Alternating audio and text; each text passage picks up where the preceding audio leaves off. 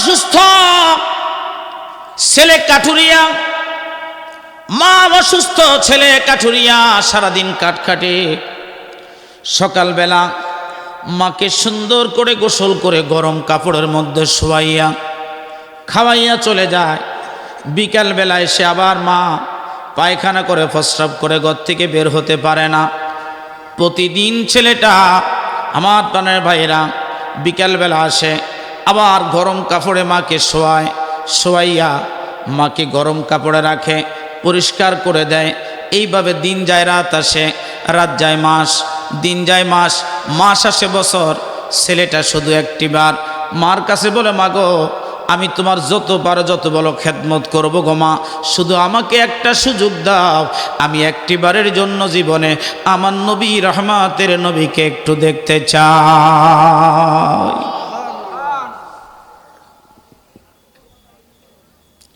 নবী জিন্দা, নবী জিন্দা, জিন্দা নবীরে দেখতে চায়। মা মনে মনে ভাবে, রে শুনেছি ওই মদিনার রহমতের নবীকে যে জীবনে একবার দেখে সে কোনদিন নবীর কথা বলতে পারে না। একবার জবান খুলে বলা যাবে কি, ইয়া রাসূলুল্লাহ। একবার যদি মদিনার নবীকে দেখে সে জীবনে নবী বলতে পারে না। কত যুবক নবীর কদমে জীবন দিয়ে দিল, কত যুবক নবীর দরবারে যায় মায়ের খেদমতে আসে নাই। ওই ছেলেটা যদি একবার যায় আর যদি ফেরত না আসে, নবীর চেহারার মধ্যে ছিল একটা আকর্ষণ, মায়ের ভয় ছিল ছেলেটা যদি না আসে কে আমার খেদমত করবে। এই জন্য ছেলেটাকে অনুমতি দিচ্ছিল না।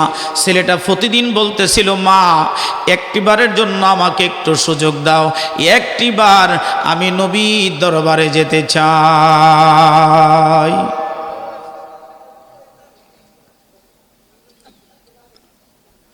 এই ছেলেটা নবীর বড় আশিক ছিল, আশেক। একদিন সন্ধ্যাবেলা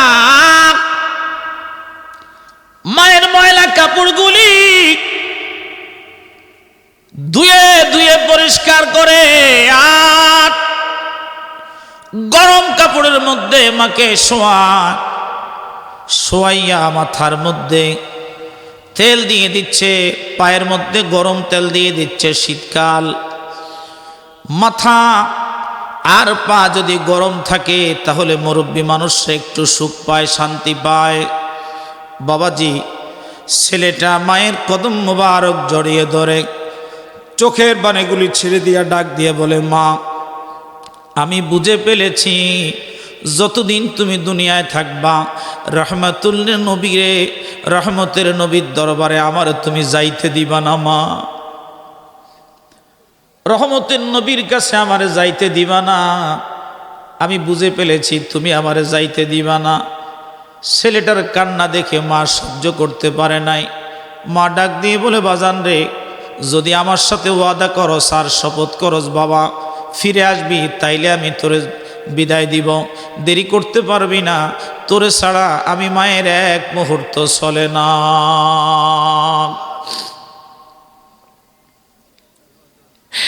একটা দৌড় মেরে নবীজি ঘরের দিকে, মদিনা শহরের দিকে নবীর প্রেমিক রওনা করলেন।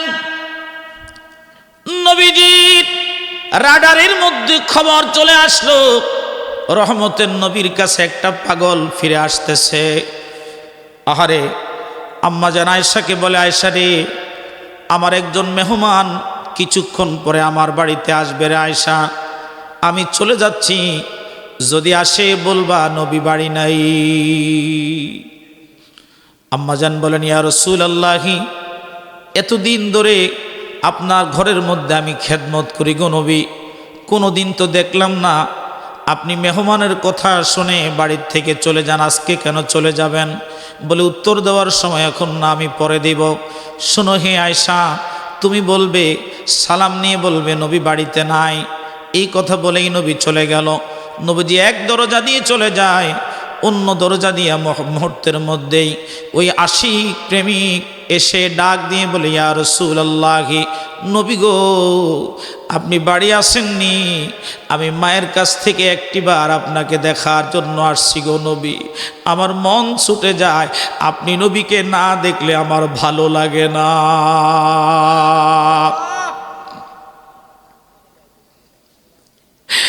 আপনি নবীকে না দেখলে আমার ভালো লাগে না গো।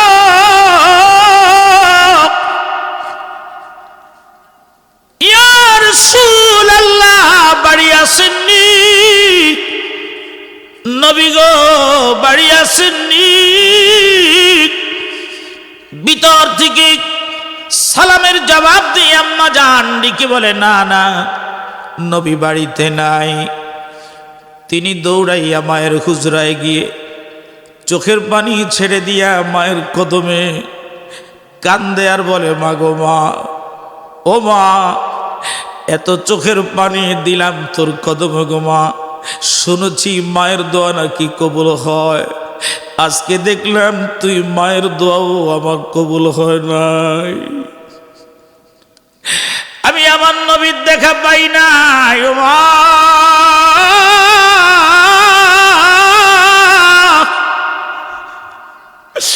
আমার মন মানে না গো মা। এই মনে নবীর আগুন কেমন জ্বলে আমি তোমারে বুঝাইতে পারি না গো।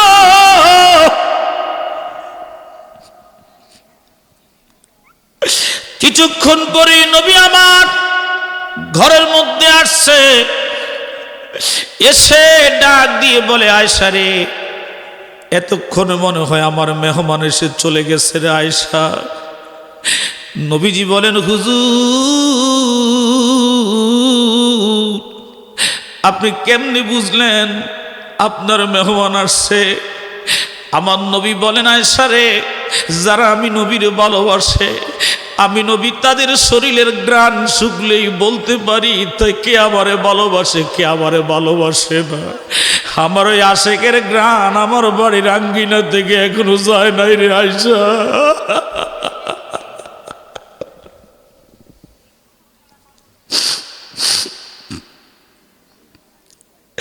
আম্মা জান বলেন, ইয়া রাসূলুল্লাহ, এই লোকটা আপনাকে এত ভালোবাসে গো নবী,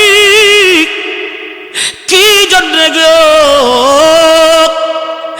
আপনি এই লোকটার সাথে সাক্ষাৎ করেন নাই ইয়া রাসূলুল্লাহ?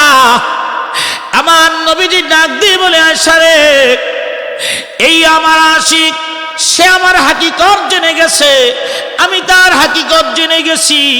সে যদি আমাকে দেখে সহ্য করতে পারবে না, আত্মহত্যা করবে। এই জন্য আমি তার সাথে সাক্ষাৎ করি নাই রে আয়েশা। তার ঘরের মধ্যে একটা বৃদ্ধা মা, সে খাওয়াইলে খায়, যদি না খাওয়ায় মানুষটা উপবাস থাকবে। এই জন্য আমি নবী তার সাথে সাক্ষাৎ করি নাই। মা দুঃখিনী দোয়া করে আর বলে, বাবা আমি মায়ের দোয়া বিফলে যাবে না রে। আমি মা তোর জন্য দোয়া করি, যতক্ষণ পর্যন্ত রহমতের নবীর সাথে তোর সাক্ষাৎ না হবে ততক্ষণ আল্লাহ তোর কাছে মালাকুল মউত পাঠাবে না।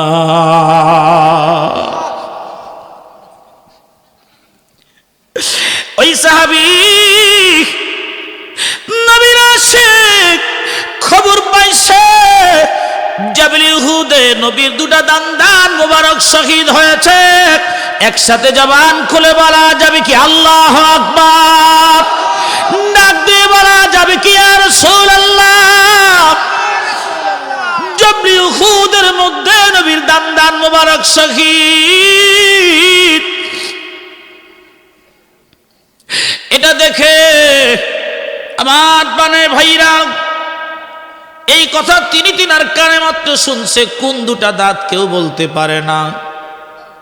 ইটা দিয়ে পাথর দিয়ে দিয়ে 32টা দাঁত ভেঙে ফেলেছে।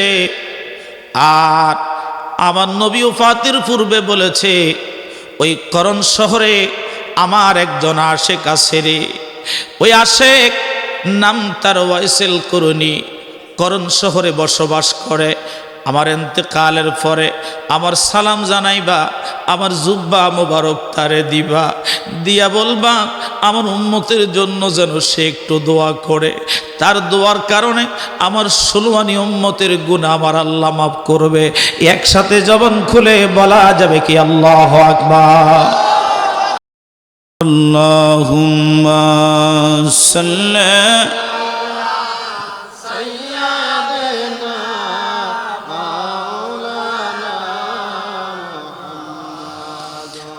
وعلى آل سيدنا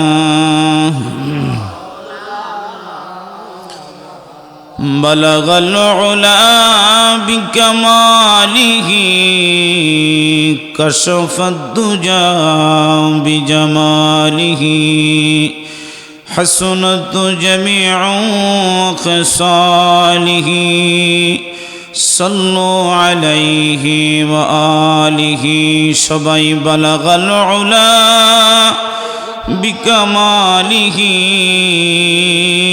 كشف الدجى بجماله حسنت جميع خصاله صلوا ডাকলে না দম বুল করিয়া চোখের পানি ফেলিয়া তোমারি ওসিলানিয়া ক্ষমা ফেলেন বাবা আদম বালাগাল উলা كشف الدجى بجماله حسنت جميع وخصاله صلوا বাসাগাড়ি দক্ষিণপাড়া জামে মসজিদের উদ্যোগে দ্বিবার্ষিক ওয়াজ ও জিকির ও মিলাদ মাহফিলের আয়োজিত দিগার উলামায়ে কিরাম এবং এলাকাবাসীর উদ্যোগে, বিশেষ করে যুব সমাজের উদ্যোগে আজকে সমাজের এই মাহফিল প্রধান বক্তা হিসেবে তাশরিফ আনবেন আন্তর্জাতিক খ্যাতি সম্পূর্ণ মুফাসসির কোরআন, সুমিষ্টভাষী বিশিষ্ট সুফিবাদী আলেমে দ্বীন শাহ সুফি হযরত মাওলানা মুফতি খাজা শেখ সাদি আবদুল্লাহ সাহেব বারাকাল্লাহু ফি হায়াতি সাদেক ফুরি আল মাইজ ভান্ডারী, গদিনিশিন ফির সাহেব মইনিয়া নজরুলিয়া দরবার শরীফ বুড়িচং কুমিল্লা, চেয়ারম্যান মুহিব্বানে আহলে বায়াত বাংলাদেশ। আমার আগে অত্যন্ত সুন্দর আলোচনা করেছেন প্রিয় ভাই হযরত মাওলানা মিরান হুসাইন সাহেব আল কাদরি আল মাইজ ভান্ডারী সাহেব, ইমাম খতিব গাউসিয়া মইনিয়া জামি মসজিদ ফুবাইল গাজীপুর। মাহফিলে রয়েছেন আমার বন্ধু বা বিশিষ্ট ইসলামী চিন্তাবিদ ও আলোচক সুমিষ্টভাষী বক্তা হযরত মাওলানা বেলায়েত হুসাইন বেলালী সাহেব, সদস্য কেন্দ্রীয় উলামা কর্মী গ্রুপ বিশ্ব জাকের মঞ্জিল। আপনারা যারা কষ্ট করে আমার এই মাহফিলে এসেছেন আপনাদেরকে মোবারকবাদ জানাই, সাথে সাথে শুকর গুজার করছি সে মহান রব্বুল ইজ্জাত ওয়াল জালালের আলিশান শাহী দরবারে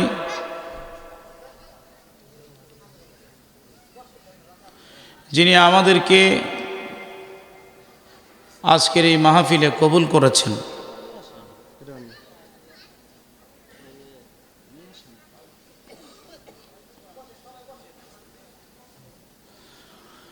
যিনি আমাদেরকে আজকের এই মাহফিলে দুনিয়ার চতুর্দিক থেকে ঘুরিয়ে আমাদের মসজিদে হাজির করেছেন।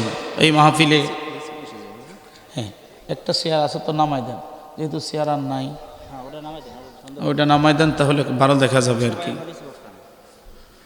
প্যান্ডেল তো ছোট, আমারটা নামাই দিলেও হয়, নিচে বৈশা কত। হ্যাঁ ইমাম সাহেব হুজুর আইসা পড়ছে। হ্যাঁ শীতকাল এমনি আরও আর ঠান্ডা। একটু চা খাওয়ান তাড়াতাড়ি ইমাম সাহেব একটু চা খাওয়ান। তো আপনারা আমাকে আজকে অনেকগুলা বিষয় দিয়েছেন। বাবার প্রতি সন্তানের কর্তব্য, সন্তানের প্রতি বাবা মায়ের দায়িত্ব, স্বামীর প্রতি স্ত্রীর কর্তব্য, স্ত্রীর প্রতি স্বামীর দায়িত্ব এবং প্রতিবেশীদের প্রতি পরিবারের সদস্যদের আচরণ ও ভালোবাসা বা সান্ত্বনামূলক আলোচনা। আচ্ছা, আমি এর সাথে যেহেতু এই মাসটা রজব মাস, কি মাস? কথা বলে না, কি মাস? কথা বলেন সবাই, কি মাস? আমরা পহেলা বৈশাখের কথা মনে রাখি, 31 কথাও মনে রাখি, কারণ পহেলা বৈশাখে তরমুজ খাওয়া যায় আর 31 বোম ফোটানো যায়, এই কারণে এটা মনে থাকে। কিন্তু মাকার কোনটা রজব, কোনটা শাবান, কোনটা রমজান, আর একটা মনে থাকে কোরবানির ঈদ, যে গরু কাটতে হবে আর খাইতে হবে। এখন এইখানে তো রজব মাসে তো আর গরু টরু কোরবানি নাই, এই কারণে এটা আমরা মনে রাখি না। তা আমি মাহফিল থেকে দরুদ ও সালাম পেশ করছি প্রিয় হাবিব সাল্লাল্লাহু আলাইহি ওয়াসাল্লামের রওজা আতহারে। সাথে সাথে আমি যেন কিছু কথা আপনাদের চাহিদা অনুযায়ী বলতে পারি, আল্লাহ যেন আমাকে বলার তৌফিক দেন। এই জন্য আরেকবার শুকর গুজার করে একসাথে বলি আলহামদুলিল্লাহ। কারণ বলতে সবাই পারে, কিন্তু বলার মতো করে কজন আর বলতে পারে। তা আমি আপনারা সুন্নি তরিকতপন্থী, বিশেষ করে এই জামানায় যারা সুফিবাদের সম্রাটের দায়িত্ব পালন করেছেন, মুজিবুল বশার আল মেজভান্ডারি আল হাসানি আল হুসাইনি, নজিবুল বশার মেজভান্ডারি আল হাসানি আল হুসাইনি, ওনারা ছিলেন এই ভারতবর্ষ তথা বাংলার জন্য সম্রাট হিসাবে ছিলেন। তো তারই ধারাবাহিকতায় খাজা মুঈনুদ্দিন হাসান আল হাসানি আল মেজভান্ডারি, তো ওনারা ছিলেন এই জমিনের সুফি সম্রাট। আপনারা ওনাদের কদম ধরে আছেন। আমি মনে করি এটা সঠিক পথ। কি বলেন? এই পথটা কি পথ? সুফিবাদের পথ হলো সহজ, সুন্দর, সরল। সঠিক পথ হলো সুফিবাদের পথ। একসাথে বলেন মারহাবা। বর্তমানে দায়িত্ব গদিনিসীন হিসাবে আছেন খাজা সাইফুদ্দিন হুজুর সাহেব। আমি হুজুরের জন্য আলোচনার আগে হুজুরের জন্য দোয়া করি, আল্লাহ পাক ওনাকে নেক হায়াত দারাজ করুন এবং আপনাদেরকে যেন ধরে রাখতে পারে, সুফিবাদের জন্য ধরে রাখতে পারে, আল্লাহ যেন তৌফিক দেয়। সবাই পড়ি আমিন।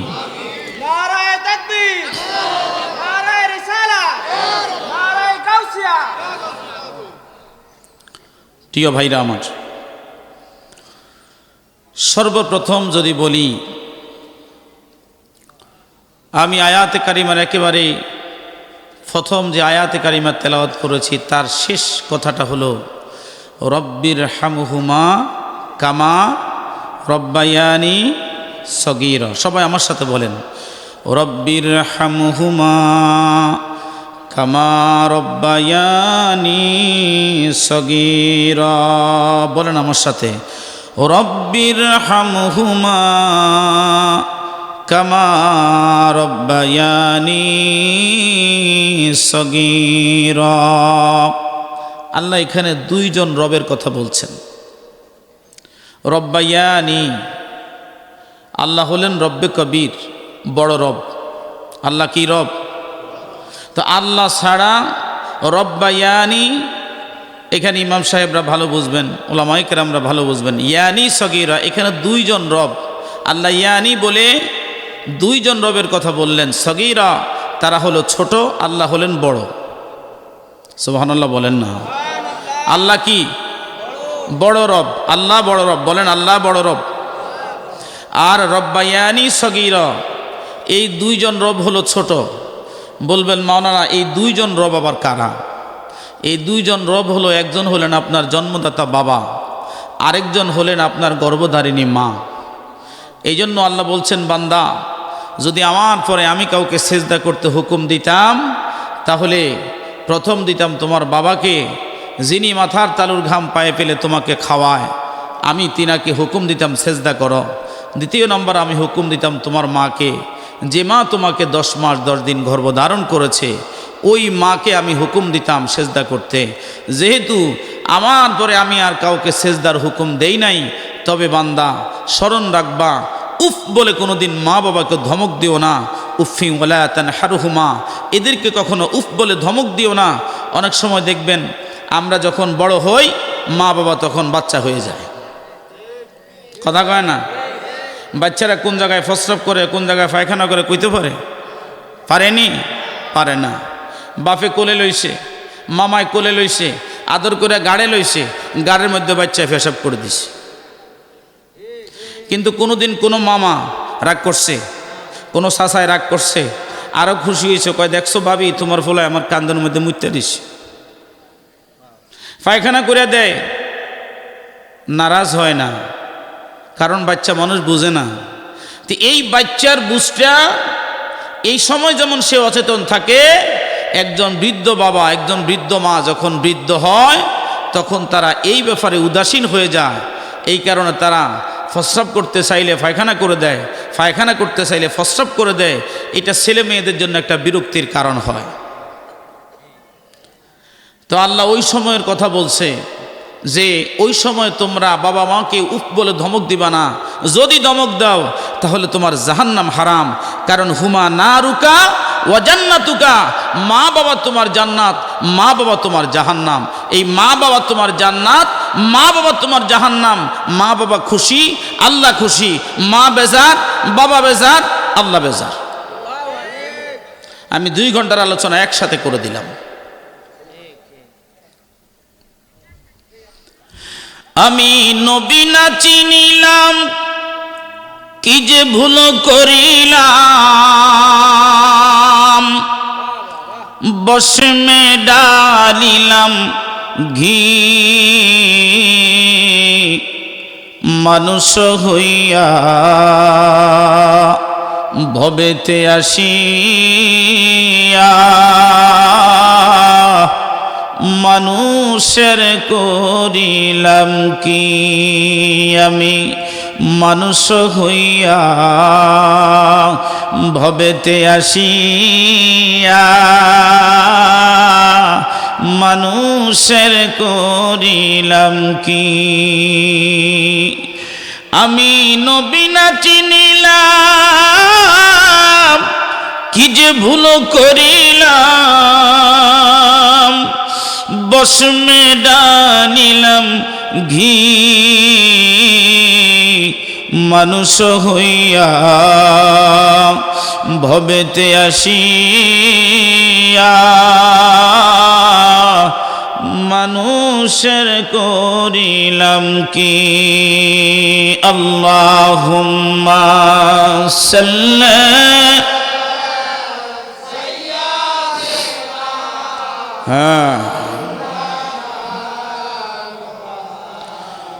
وعلى آل سيدنا।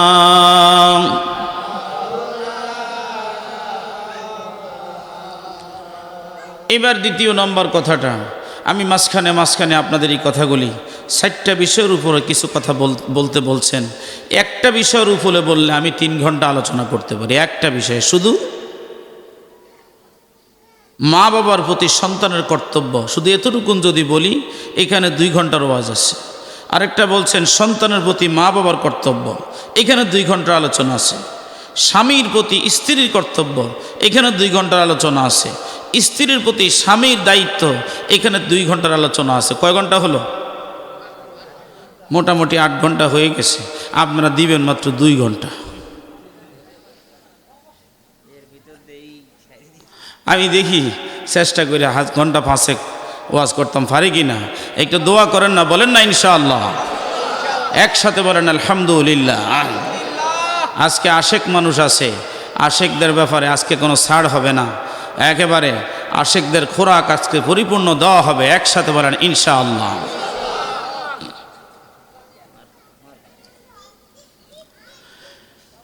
ইয়া ভাইরা আমার, গভীর মনোযোগ লাগান। প্রথমেই বলছেন মা বাবার প্রতি সন্তানের কর্তব্য কি। হযরতে ওমর ফারুকের একটা ঘটনা মনে পড়ে গেছে, বলে দিব? 5-7 মিনিটের মধ্যে বলে দিই। যেহেতু 8 ঘন্টার ওয়াজ 2 ঘন্টা দিয়েছেন, তা আমি তো 2 ঘন্টার মধ্যে শেষ করতে হবে। এই 5-7 মিনিটের মধ্যে প্রথম কথাটা বলে দিই। মা বাবা সন্তানের প্রতি দায়িত্বটা কেমন পালন করতে হয়। মসজিদ নববীর মধ্যে একটা বিচার আসছে, এই আপনাদের সবচেয়ে বয়স যার বেশি এইরকম একজন বৃদ্ধ বাবা ওমর ফারুকের মিম্বরে গিয়ে আরজ করলেন, ইয়া ওমর খলিফাতুল মুসলিমিন, আপনি আমার ছেলে নামাজ পড়ে না, আমার ছেলে কোরআন সুন্নাহ মতো চলে না, অভিযোগ কার কাছে? আমিরুল মুমিনিনের দরবারে। ছেলে কি করে না? কথা কয় না, কি করে না? ছেলে কি নামাজ পড়ে না, সুন্নাহ মতো চলে না, কোরআন পড়ে না, নামাজ পড়ে না, সুন্নাহ মতো চলে না, কোরআন পড়ে না। এই অভিযোগ কার কাছে? আমিরুল মুমিনিনের দরবারে।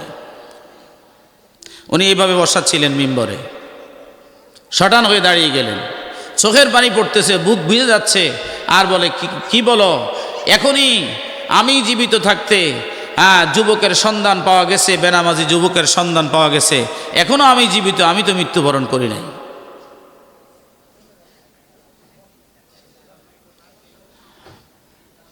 এখনই বেনামাজি যুবকের সন্ধান এই মদিনায় পাওয়া গেল, বলো কি হায় হায়, আল্লাহু আকবার, বলো হে মুসলমান। যুবক দাঁড়িয়ে গেল, হযরতে খলিফাতুল মুসলিমিন দাঁড়িয়ে গেলেন, চোখের পানি পড়তে আরম্ভ করল। তিনি ডাক দিয়ে বলেন, তোমার ছেলে কোথায় বাবা, বলো। বলে বাজারে পথে পথে ঘুরে তার নাম বলে দেওয়া হলো। ওই মুরব্বীর সাথে 2 জন সেনাপতিকে নিযুক্ত করে দেওয়া হলো, যাও তাকে ধরে নিয়ে আসো আমিরুল মুমিনের দরবারে। ধরে নিয়ে আসা হলো যুবককে। ধরে নিয়ে আসার পরে যুবকের দিকে আমিরুল মুমিনিন বড় বড় চোখ করে তাকাইতেছে, একেবারে বড়। আমিরের বিচার জানেন তো কি, কঠিন বিচার। মানুষ তো তারে ভয় পাইতো, শয়তান তাকে এত ভয় পাইতো, আজীব। যেই রাস্তা দিয়ে ওমর যাইতো ওই রাস্তা দিয়ে শয়তান যায় না। একসাথে বলেন না সুবহানাল্লাহ। ওমর যেই রাস্তা দিয়ে যায় ওই রাস্তা দিয়ে কি যায় না? শয়তান যায় না। এই সব মাহফিলের একই অবস্থা, সব মাহফিলের একই অবস্থা।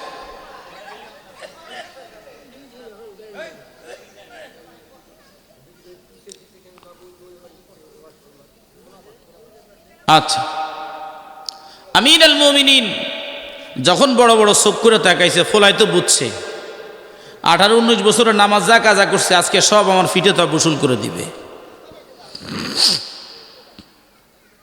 ছেলেটা খুব করো জোরে আমিরুল মুমিনিনের সামনে দাঁড়িয়ে বলে, হুজুর আমাকে ক্ষমা করবেন, যদি অনুমতি দেন আমি আমিরুল মুমিনিনের দরবারে কিছু কথা বলতে চাই।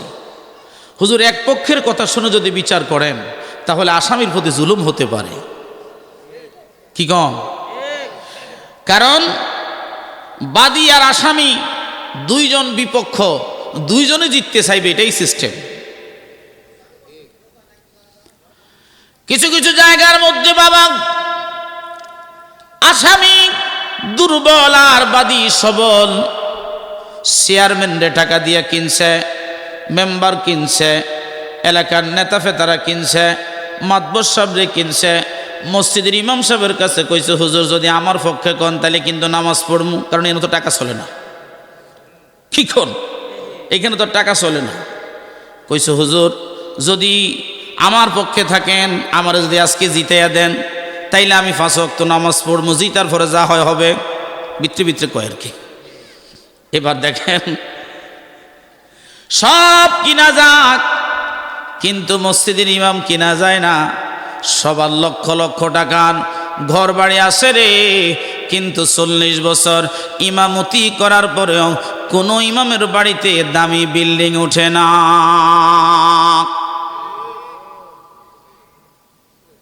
কারণ আমরা দালান উঠে, আমরা ব্যবসা করে টাকা পাই, চাকরি করে পাই। ইমাম সাহেব যেই চাকরি করে, ইমাম সাহেবের বেতন তো আর 20,000 টাকার উপর হয় না। এই টাকা দিয়ে কি খাইব, না বাচ্চা কাছে লেখাপড়া করাইব, না বউর ফরনের কাপড় কিনবো, লিপস্টিক তো পরে। রে মুসলমান, গভীর মনোযোগ লাগান। ছেলেটা ডাক দিয়ে বলে, আমিরুল মুমিনিন, এক পক্ষের কথা শুনে আর যদি এই মসজিদে নববীতে বিচার করা হয় তাহলে আমার প্রতি জুলুম করা হবে। ইয়া আমিরুল মুমিনিন, যদি অনুমতি দেন, শুরুতে আমি কিছু সত্য কথা বলতে চাই, মিথ্যা বলবো না। আমিরুল মুমিনিন ডাক দিয়ে বলে, তুমি আসামি, কি বলবে? বলে, আমি হতে পারি আসামি, আমারও তো কিছু কথা থাকতে পারে। কি বলেন? আসামির কথা নাই?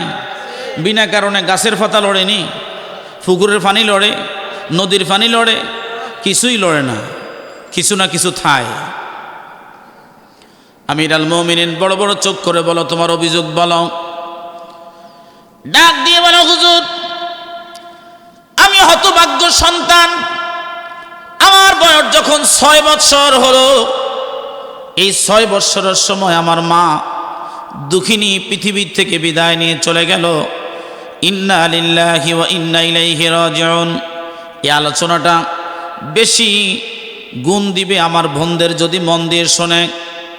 আগে দেখতাম মাহফিলে আমার ভাইরা কি চকলেট মকলেট লয়ে আইতো, বাদাম বিস্কুট লয়ে আইতো, এখন বোনেরা লইয়া যায়। হুজুরের বয়ান যেমন তেমন হোক, বাদাম বিস্কুট শেষ না হওয়া পর্যন্ত যাব না। খেয়াল বাদাম বিস্কুটের দিকে, হুজুরের ওয়াজের দিকে খেয়াল নেই। আর এটা শেষ হওয়া পর্যন্ত, মনে করেন তবারক আসা পর্যন্ত অপেক্ষা। ভাইজান, গভীর মনোযোগ লাগায় দেন, মহব্বতের কান লাগান। এবার দেখেন, আমিরুল মুমিনের দরবার দাঁড়িয়ে বলে, হুজুর, আমার মা ইন্তেকালের পরে আমার বাবার একটা বিয়ে করলেন, আর সেই মা ছিল একজন খারাপ মহিলা ছিল। এই মহিলা জীবনে নামাজ পড়ে নাই। হুজুর, 6 বৎসরের সময় আমাকে নামাজের তালিম দেওয়ার কথা, আমাকে নামাজের তালিম দেওয়া হয় নাই। 6 বৎসরের সময় কি করতে হবে? নামাজের তালিম দিতে হবে। আমাদের অনেক মুরব্বীরা বয়স 70 হয়ে গেছে, কিন্তু নামাজের তালিম এখনো হয় নাই। কি কন? ইচ্ছা করে নামাজ পড়ে না, কয় বান্ডার শরীফে মুরিদ হয়েছি, আটরশি মুরিদ হয়েছি, শর্ষিনা মুরিদ হয়েছি, আমার নামাজ আমার যা আছে সব আমার ফিরে পড়বো, আমি খালি কেল হুক্কা টানবো, যা করে খোদা। কয় না? আছে। আমি শুধু হুক্কা টাইনা দিন শেষ করে দেব, আমার যত নামাজ কালাম যা আছে সব আমার ফিসাবে পড়বে। তার চশির হুজুর বলছে, বাবা যে এই কথা বলবে আর নামাজ পড়বে না, সে আমার মুরিদ না। বাবা, আমার মুরিদের শর্ত হলো নামাজ লাগবে, নামাজ ছাড়া কোনো তরিকা নাই। গাউসুল আজম মহিউদ্দিন আল হাসানি আল হুসাইনি আল মাজবান্ডারের ঘোষণা একটাই, আমি এই জমিনে নামাজ প্রতিষ্ঠা করতে এসেছি, নামাজ ছাড়া কোনো তরিকা। কয়, আমি তো নামাজ পড়ি, কাউরে দেখাইয়ে পড়ি না।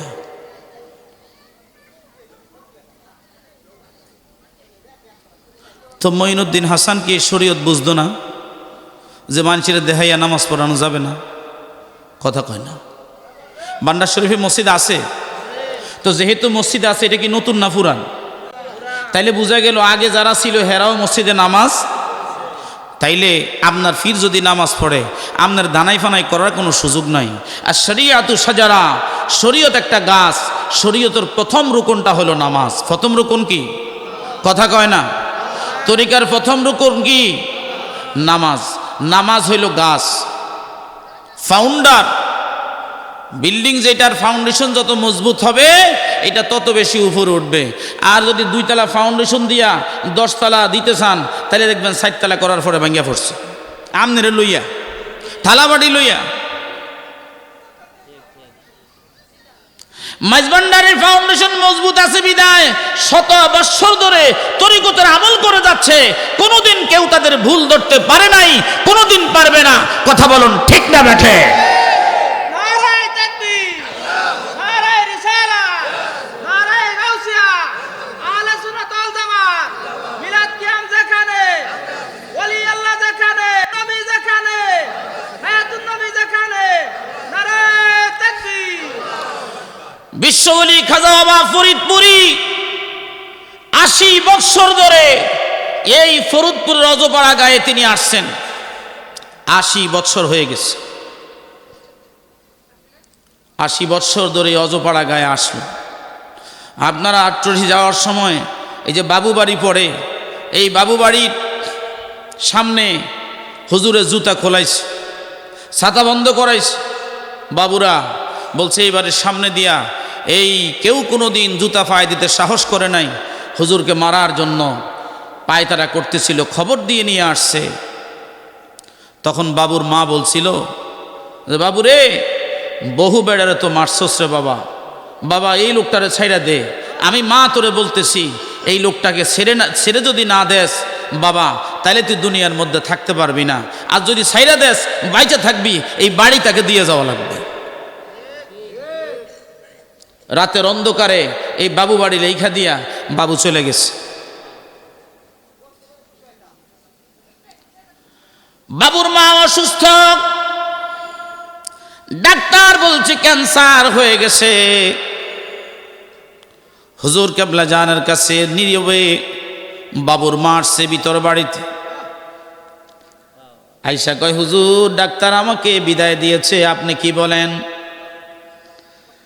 কয় মা আমি তো মানুষের হায়াত দিতে পারি না, যেহেতু আমার বাড়িতে আসছেন একটু তবারুক খায়া যান, আল্লাহ আপনাকে হায়াত বাড়ায়া দিলেও দিতে পারে।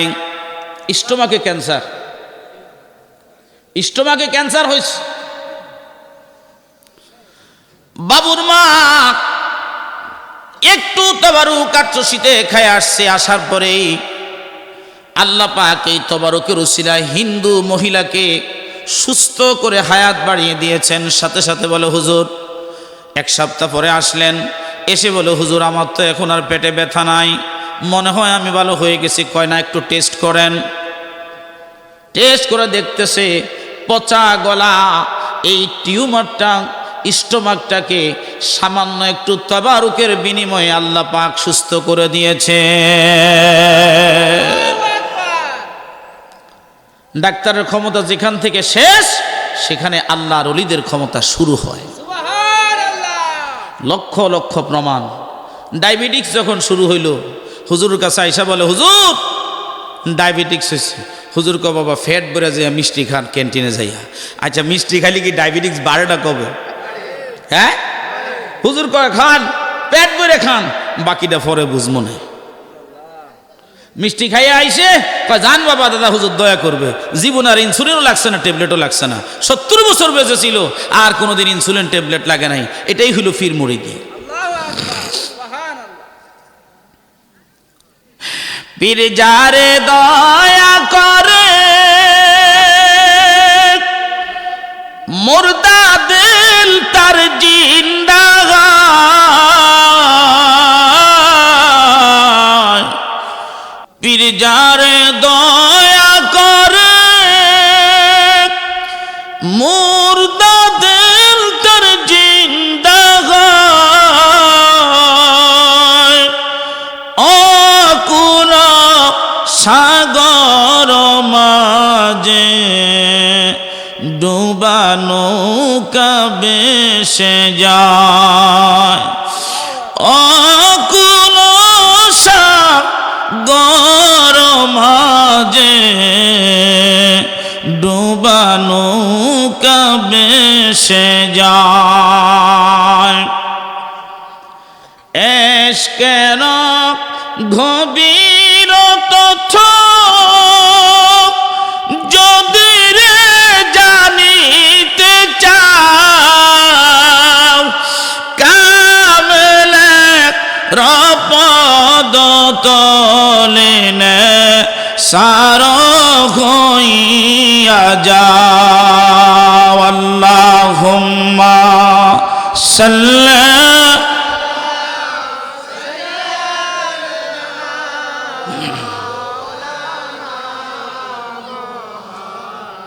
وعلى آل سيدنا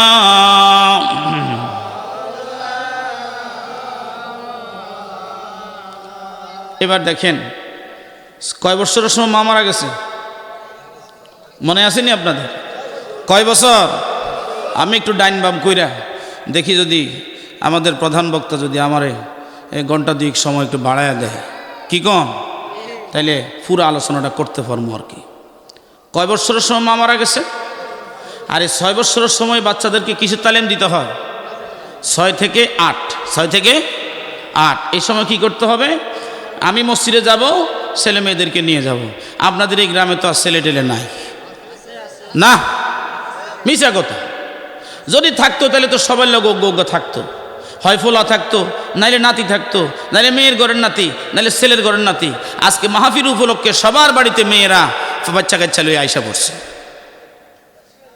আগে দেখতাম একজন মুরব্বির লোকে একটা বাচ্চা থাকতো একটা মুরব্বির লোকে একটা বাচ্চা থাকতো আমি আমার নানার সাথে ওয়াজ করতে গেছি সেদিন ওয়াজ শুনতে গেছি আজকে আমি নিজে ওয়াজ করতেছি এখন তো আর আপনারা নিজ দায়িত্বে চলে আসেন পোলাপাইন আনেন না এই কারণে ভবিষ্যতে পোলাপাইন এখন আর মুরব্বিরা সালাম দেয় না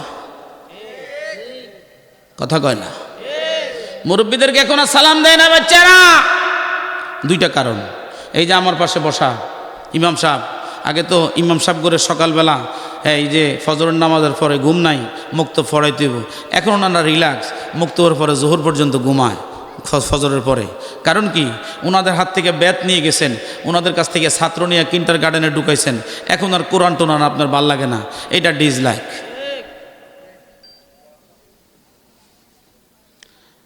আমরা যখন ছোট ছিলাম মুরব্বীদেরকে দেখলে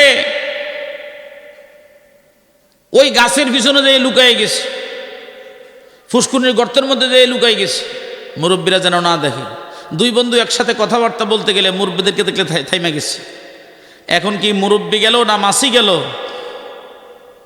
কারণ আগে মুরব্বীদেরকে বাচ্চাদেরকে শেখানো হতো মুরব্বীদেরকে সালাম দিবা সালামের উপর একটা মার্ক হইতো যে কয়জন মুরব্বীরে সালাম দিছ আমাদের সম্মান আমরা নষ্ট করে ফেলেছি কি কন আজকে যদি আপনাদের প্রত্যেকের সাথে সাথে যদি একটা করে বাচ্চা থাকতো তো ফ্যান্ডেলটা বেরো যেত না কথা কয় না বর্তনী এই কারণে এই যে আপনারা বাচ্চাকে আনেন নাই ওই যে বাচ্চারা কেউ ডাইনে কেউ বামে কেউ ফিসে কেউ সামনে কেউ মেলার মধ্যে ঘুরতেছে আপনারা নিজ দায়িত্ব পালন করতেছেন একটু পরে দেখেন আমিরুল মুমিনের বিচারটা দেখেন মা বাবার প্রতি সন্তানের কর্তব্য দেখেন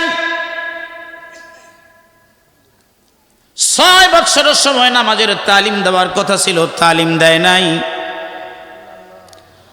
তালিম না দেওয়ার কারণে ছেলেটা তো বেনামাজি হয়ে গেছে কারণ সৎসর্গে সঙ্গবাস অসৎ সঙ্গে সর্বনাশ প্রথম যেদিন তুমি এসেছিলে ববে হেসেছিলে কেঁদেছিলে শুধু তুমি হেসেছিল সবে এমন জীবন তুমি করিবে গঠন মরিবে হাসিবে তুমি কাঁদিবে ভুবন কাঁদিবে ভুবন হুজুর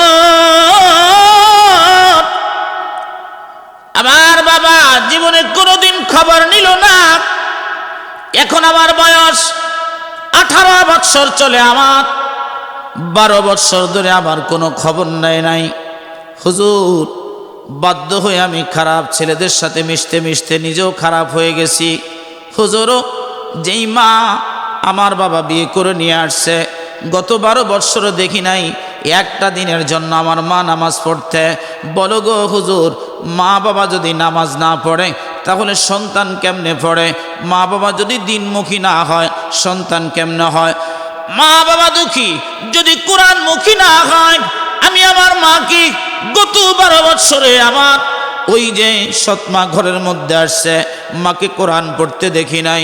হুজুর আপনি একটু বলে দেন, নামাজের প্রশিক্ষণ যদি আমি না পাই কেমনে আমি নামাজ পড়ব? আর সর্বশেষ আমার কথা হলো, হুজুর আজকে যিনি আমার ব্যাপারে অভিযোগ নিয়ে আমির আল মুমিনিনের দরবারে আসছে, হুজুর ওনার ব্যাপারে আমি যদি বলি, গত 12 বৎসরে আমার সৎমা যত বিচার নিয়ে আমার বাবার কাছে বলতো, আমার বাবা এই 12 বৎসরের মধ্যে একটা দিনের জন্য সত্য কি মিথ্যা কোনোদিন যাচাই করতো না। মায়ের কথা ধরে আমার বিচার করার কারণে হুজুর আমি বেহায়া হয়ে গেছি, বেলাজা হয়ে গেছি, আমি এখন আর বাবা মাকে মানি না।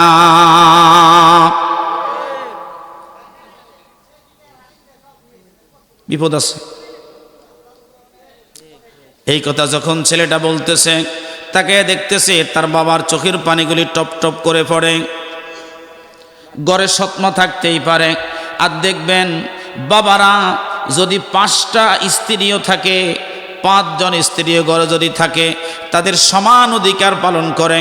কিন্তু বোনেরা, এক বোন মারা গেছে আর ওই বোনের সন্তান আমি ঘরে আসছি, এটা তারা মানতে নারাজ। ঠিক মতো বাট্টা খাওয়াইতে চায় না, ছোট বাচ্চাকে কাপড়টা ধুইতে চায় না, খুব সেলফিশ হয়ে যায়। যদি নিজের 2-1টা সন্তান হয়, ওটারে একেবারে সৎভাবেই রাখে, ওটাকে আর আদর করে না। বোনেরা এটা করবা না। ময়দানে মাহাশারে আল্লাহর আদালতে দাঁড়াইয়া এই সমস্ত বঞ্চিত ছেলে মেয়েরা তোমাদেরকে আল্লাহর সামনে আটকায়া দিবে, বলবে আল্লাহ গো, ও আমার মালিক তুমি দেখো, তুমি দেখেছ তাদের আমলনামা খোলো, আমার আমলনামা খোলো, কেন বেনামাজি হলাম আর কেন আমি দিন বেমুখ হলাম? যদি আমার মা বাবা আমার প্রতি সুবিচার করতো সেদিন, তাহলে অবশ্যই আমি দিনমুখী হতাম। কথা বলুন ঠিক না বেঠি? এটাই পর্যন্তই শেষ। এখান থেকে একটা জিনিস আমরা শিখলাম, তো সন্তানের 6 বছর থেকে কি করতে হবে? কিসের তালিম? তাইলে আপনারা না, মুরব্বীরা যাওয়া লাগবো না? কথা কয় না? লাগবো। যাওয়ার সময় কালকে ফজর থেকে ইমাম সাহেবের নাম্বার নিয়ে যাবো। আমি আমার ক্যামেরাম্যানরে কয়ে দিছি, ইমাম সাহেবের নাম্বার নিয়ে যাইবা। যারা আজকে ওয়াজ শুনবো, যদি এরা ফজরে না আসে, তাহলে আগামী বছর দাওয়াত না নোট আসবো না, যা হবে। নিজেও যাবেন, বাচ্চাদেরকে নিবেন। দ্বিতীয় নাম্বার আরেকটা কাজ করবেন, বাবা এইখানে যারা আজকে বসা ম্যাক্সিমাম মানুষের বাবা মা কবরে, ঠিক নেই? আপনারা কইতেছেন না, আপনাকে চেহারাই কইতেছে। আপনাদের বয়স হয়ে গেছে 70, বাবা মা কেমনে থাকে? কারণ 70-এর উপরে এখন বয়স একেবারে হাঁস 2-4 জন, সব হয়েছে কি বলে ফার্মের মুরগি। ফার্মের মুরগি খেয়ে খেয়ে আমরা সবাই ফার্মের মুরগি দেখবেন একবার হাঁটতে গেলে যদি খাইতে পড়া সোজা হয় না। আগেকার দিনের মানুষ দেশি মুরগি খাইছে, দেশি মুরগির গায়ে এনার্জি ছিল। 40টা আচার খাওয়ার পরেও কয় আমি যেতে আসি। ফার্মের মুরগি একটা আচার খাইলেই শেষ। এখন আমার বোনেরা ওই যে বাড়িঘরের মধ্যে পায়খানা করে, এই কারণে দেশি মুরগি ফেলে না, ফার্ম খায় রেডিমেড। বাজার থেকে যেই দোকানদার শিলা দিব, কাইটা দিব, ওই দোকানদার তা আনবা, কাটতে পারবো না, খালি রানবো। আবার কিছু কিছু বোনেরা বাইরে এসে একেবারে লেটেস্ট, এই বোনেরা বাবা একেবারে বাজার থেকে পাক করা জিনিস ছাড়া ঘরে কোনো ফাঁক শাকি হবে না, খালি বয়ে থাকবো। তো এগুলা যদি একবার কাইতে পড়ে, তাইলে আর জীবনে কোনোদিন সোজা হওয়ার সুযোগ নাই। ও আমার ভাইরা, বাবারা, বোনেরা, তুমি যদি পরিশ্রম করো তাহলে তোমার বডিতে কোনো খরচ হবে না, বরং তোমার শরীরে শক্তি সঞ্চয় হবে, শক্তি সঞ্চয় হবে। মারে মা, একটা ইঞ্জিনের যখন ঘুরে বন্ধ থাকলে ইঞ্জিনের কোনো ক্ষমতা নাই। যখন ইঞ্জিনটা রেগুলার থাকে, ওই ইঞ্জিনের শক্তি দিয়া এরকম 10টা প্যান্ডেলে আলো জ্বালানো সম্ভব। ঠিক না ভাই? ঠিক ঠিক তদ্রূপ ঘরের মধ্যে যদি হাত পা কোলে করে বসে থাকো, আর ডাক্তারের কাছে যাও 5,000 টাকা ভিজিট, 10,000 টাকা ভিজিট, সাথে 50,000 টাকার টেস্ট, এগুলা দিতেই থাকো, জীবনে তো কোনোদিন সুস্থ হবে না। আর শীতের দিনে যদি শীতের কাপড়গুলো লাথি মেরে ফেলে দিয়া তুমি যদি মা, তুমি যদি বাবা ওই ঘরের মধ্যে থেকে বের হয়ে যাও, তাহলে দেখবা শীতও তোমার থেকে চলে গেছে, আর কাজের কারণে তোমার রিজিকের দরজা আল্লাহ খুলে দিয়েছে। ঠিক না বেঠে? আল্লাহুম্মা সাল্লি আলা সাইয়্যিদিনা, একটু পাল্টাই দাও। আল্লাহুম্মা সাল্লি আলা সাইয়্যিদিনা মাদারিনা বিয়ানা মাওলানা মাদনা বিয়ানা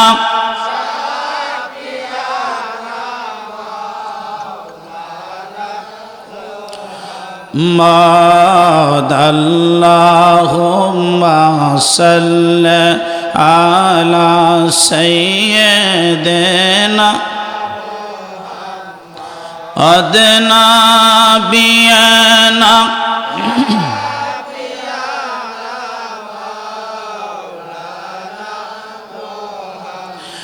অন্ধকারে অন্ধকারে ছিল যখন এ দরা, অন্ধকারে অন্ধকারে ছিল যখন এ দরা, আরে আসলো তখন লয়ে কোরআন হিরার নবী মুস্তাফা। আল্লাহুম্মা সাইয়্যিদিনা নাবিয়ানা শাফি।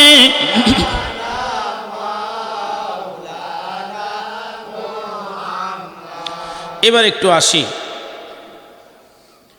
একটা নেক সন্তান কি পারে।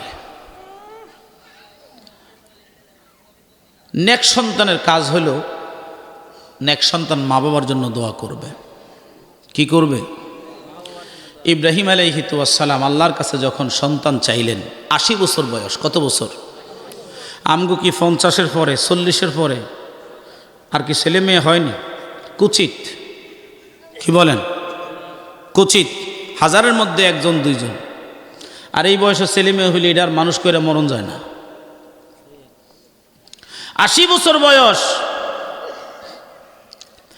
ডাক দিয়ে বলে, আল্লাহ আমাকে একটা সন্তান দাও। কেমন সন্তান দিবে?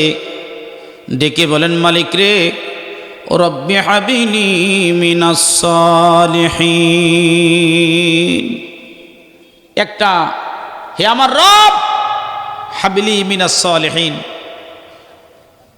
সত্যবাদী এবং সৎ সাহসী সালেহীন মুত্তাকিদের অন্তর্ভুক্ত করে আমাকে একটা সন্তান দাও, যেন তেন না। একসাথে বলেন না মারহাবা, আরো জোরে বলেন মারহাবা।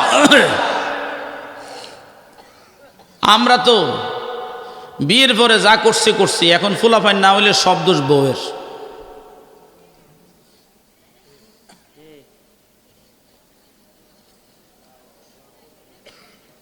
সব দোষ বউয়ের। প্রথমে 1 বছর দেহে, যদি দেখে যে বাচ্চা কাচ্চা হয় না, আগে বাপের বাড়ি যাও, আগে চিকিৎসা করে আসো। এখন বউ তো চিন্তা ভাবনা করে কি যে হইছে আল্লাহই জানে। এত মধুর সম্পর্ক, 10 বছর ধরে প্রেম করলাম, এখন বিয়ে করলাম, এখন কয় বাপের বাড়ি যে ট্রিটমেন্ট করতাম, এই বুঝি বিয়া। এরকম জানলে তো হালা বিয়েই করতাম না। কি করব? গেছে বাপের বাড়ি, এখন যাওয়ার পরে 6 মাস ওষুধ খাইয়ে আইছে, আসার পরে দেখা যায় জামার ব্যাটারি ফিউজ। এখন হেরে কারবার ছড়াইবেন কোন? জামাই যে ব্যাটারি ফিউজ হয়েছে, এখন বউরে কারবার ছড়াইবে কোন? জামাইরে কারবার দিবা। এখন ফুলার খালি মন বেজার কি লেগে যে বোর্ডারে ফাটাইলাম, এখন তো সব আউট হয়ে গেছে। যুবকেরা, যদি দাম্পত্য জীবনে স্ত্রীর সামনে যদি তোমরা বীর পুরুষ হতে চাও, তাহলে দুটা কাজ করবা না। একটা হলো হস্তমৈথুন করবা না। দ্বিতীয় নম্বরে যুবক বাইরারে দাঁড়িয়ে প্রস্রাব করবা না। যদি হস্তমৈথুন করো তাহলে তোমার পুরুষাঙ্গের ওই গ্রোথ নষ্ট হয়, পুরুষাঙ্গটা বিকল হয়।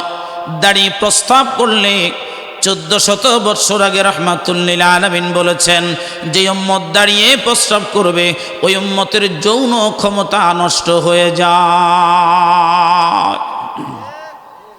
আমার দেশ তো এখন ডিজিটাল হয়েছে, বোনেরা কয়ে ফুলারা খাড়াইয়া প্রস্রাব করে, কোম্পানি কিনলে গা মহিলাকে দাঁড়াইয়া প্রস্রাব করার একটা সিস্টেম করলো না, তাহলে আমরাও সমান অধিকার, আমরাও দাঁড়াইয়া প্রস্রাব করতাম, সমান অধিকার। তো অধিকার সমান, পুরুষ দাঁড়ায় প্রস্রাব করে, আমরার লিগে সিস্টেম করলে তো আমরাও দাঁড়ায় করতাম, আমরা বই করতাম না। আমার মা বোনেরা, আজকের এই মাহফিল থেকে তোমরা নিয়ত করে নাও, তোমরা বোনেরা বিয়ের আগে যদি তোমরা নিয়ত করে নাও বেনামাজি ছেলে বিয়ে করবা না। যার সাথে তুমি সেটিং পেটিং করো বোন, তুমি যদি চাও বিয়ের আগেই তোমার স্বামীকে তুমি নামাজি বানাইতে পারো। যদি বলো আগামী কালকের থেকে প্রথম জিগাইবা ভালোবাসি কিনা, বলে হ, জীবন দিয়া ভালোবাসি, বলে জীবন দেওয়া লাগবো না, তুমি নামাজ দিয়া ইন্টারভিউ দাও। 40 দিন নামাজের সাথে যদি ওই জামাতের সাথে যদি নামাজ পড়তে পারো, তাইলে আমি তোমার বিয়ে করব। যদি পরের দিন ওই ছেলেটা তোমারে আবার টেস্ট করে মেসেজ করে যে না ফজরের নামাজটা পড়ছি, তাহলে বুঝবা সত্যি তোমার প্রেমে পড়েছে।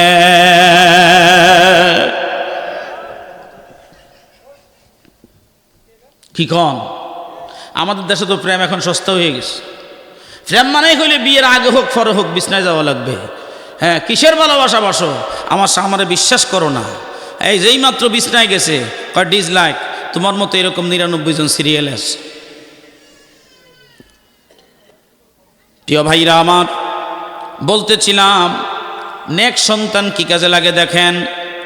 ইব্রাহিম আলাইহিস সালাম আল্লাহর কাছে বাইতুল্লাহর গিলাফ ধরে দোয়া করলেন, আল্লাহ এমন একটা সন্তান আমাকে দাও, আমার বর্তমানে এই বাইতুল্লাহর গিলাফ মুছবে, বাইতুল্লাহর খাদেম খেদমত করবে, বাইতুল্লাহ পাহারা দিবে, তোমার দিনের প্রচার করবে, এমন একটা সন্তান আমাকে দাও। আল্লাহ হযরত ইসমাঈল আলাইহিস সালামকে দিয়ে দিলেন। ইসমাঈল আলাইহিস সালামকে দিয়ে দেওয়ার পরে তিনি দুনিয়ার মধ্যে আসলেন। আল্লাহ লক্ষ্য করে দেখলেন ইসমাঈল আলাইহিস সালাম যখনই দুনিয়ার মধ্যে আসছে, তখন আল্লাহ পাকেরই মহিয়ান নবী ইব্রাহিম আলাইহিস সালাম আল্লাহর চাইতে ছেলেকে ভালোবাসতে শুরু করছে বেশি। আল্লাহ পাক পরীক্ষা দিয়ে দিলেন, আমি দেখি সত্যিকারী ইব্রাহিম আমার আল্লাহকে ভালোবাসে নাকি আমার সন্তান ইসমাইলকে ভালোবাসে, কাকে বেশি ভালোবাসে পরীক্ষায় ফেলে দিলেন।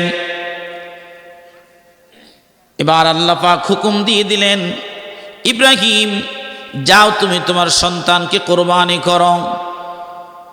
আসেননি গ্রামে কেউ যে ফোলারে কইলে ফোলায় রাজি হইব, কইব আব্বা গুড বাই, জীবন আর দেখা হবে না। ইব্রাহিম আলাইহিস সালাম বয়ে বয়ে কিচ্ছু বলে না। আর 10 জিলহজ সকালবেলা আমরা কোরবানি করি, লক্ষ লক্ষ গরু কোরবানি করি। হযরতে ইব্রাহিম আলাইহিস সালাম তার ছেলেটাকে নিয়ে চলে গেলেন। কোথায় চলে গেলেন? ওনার সন্তানটাকে নিয়ে চলে গেলেন একেবারে বর্তমান যেখানে মিনায় চলে গেলেন কোরবানির জন্য। সমতল কোনো রাস্তায় না, একেবারে চলে গেলেন তিনি পাহাড়ের চূড়ায়, এখনো সেই জায়গাটা বিদ্যমান। ছোট্ট একটা মিনার, একটা জানালা করে রেখে দেওয়া আছে সেখানে। ভাইরা আমার, সেখানে নিয়ে যাওয়ার অর্থ কোনো মানুষ যেন না দেখে, কোনো মানুষ যেন বলতে না পারে ইব্রাহিম তার সন্তানকে কোরবানি দিয়েছে, কেউ যেন বাধা না হয়। এইখানে যাওয়ার আগে যেখানে জামারা লক্ষ লক্ষ মুসলমানেরা 10 তারিখ সকালবেলা বড় শয়তানকে 7টা পাথর মারে, সর্বপ্রথম হযরত ইব্রাহিম আলাইহিসসালামের বাইরে আমার সন্তান ইসমাইলকে সর্বপ্রথম বড় শয়তান এসে বলে, ইসমাইল তুমি কি জানো নাকি? কে কয় তোমার আব্বাই কোরবানি দিতে হইতেছে। এখানে পাথর মারলেন, দ্বিতীয়টারে মারলেন, তৃতীয়টারে মারলেন। মারার পরে তিনি চলে আসলেন, কি করে সম্ভব বাবা তার সন্তানকে কোরবানি দিবে? শয়তানের কথাই তো সত্যি হলো। একটু পরে যায়া উনি তো সেখানে নিয়ে হোয়াইদের জবাই করে দিতে পারতেন, সেটা করলেন না। ডাক দিয়ে বললেন, বাবা আল্লাহ পাক হুকুম করেছে, আমি তোমাকে কুরবানি করার জন্য হুকুম করেছে, তুমি যদি রাজি থাকো খুশি থাকো তাহলে আমি আমার কাজ করতে পারি। ইসমাইল ছিলেন বুদ্ধিমান, উনি ডাক দিয়ে বলে, আব্বা যদি আল্লাহ হুকুম করে থাকে তাহলে তুমি তামিল করো, তুমি আমাকে সালেহীন মুত্তাকিদের অন্তর্ভুক্ত পাইবা, কোনদিন তুমি আমাকে ব্যভিচারীদের মধ্যে পাবা না। বাবা আল্লাহর হুকুম তুমি পালন করো, কোনো প্রকার বেয়াদুফি আমি ইসমাইল করব না। একসাথে জবান খুলে বলা যাবে কি আল্লাহু আকবার। দেখছেন অবস্থা? মুসলমানেরা তাকিয়ে দেখেন, গভীর মনোযোগ লাগান। এবার দেখেন, এখন কোরবানি দিবে, শোয়াইছে। শোয়ানোর সময় বললেন, আব্বা আমার 3টা শর্ত আছে। কয়টা? কথা কয় না। কয়টা? 3টা শর্ত। 1 নম্বর শর্ত, আপনি তো আল্লাহর পয়গম্বর, আমাকে কোরবানি করার আগে রশি দিয়া সুন্দর করে আমার চেহারা, আমার হাত পা গুলি আপনি বেঁধে ফেলবেন, কারণ যখন আমার কোরবানি হয়ে যাবে, আমার কোরবানি হয়ে যাওয়ার পরে আমার হাত পা গুলি চটপট করবে, লাড়াচাড়ি করব। বাবাকে যদি আপনি আল্লাহর পয়গম্বর, ওই মৃত্যুর যন্ত্রণায় চটপট করা হাত পা গুলি যদি আপনার গায়ে লাগে তাহলে কিন্তু বাবা কোরবানি নাও হতে পারে, অসম্মান হবে, এই জন্য কোরবানি নাও হতে পারে। বাবা আপনি আমার হাত পাগুলি সুন্দর করে বেঁধে ফেলবেন যেন আমি নড়াচড়া না করি। দ্বিতীয় নাম্বার শর্ত, আমার কুরবানির পরে আল্লাহর দরবারে আপনার সন্তানের কুরবানি যেন মঞ্জুর হয়, এই জন্য আপনি দোয়া করবেন। তৃতীয় নাম্বার শর্ত, বাবা গো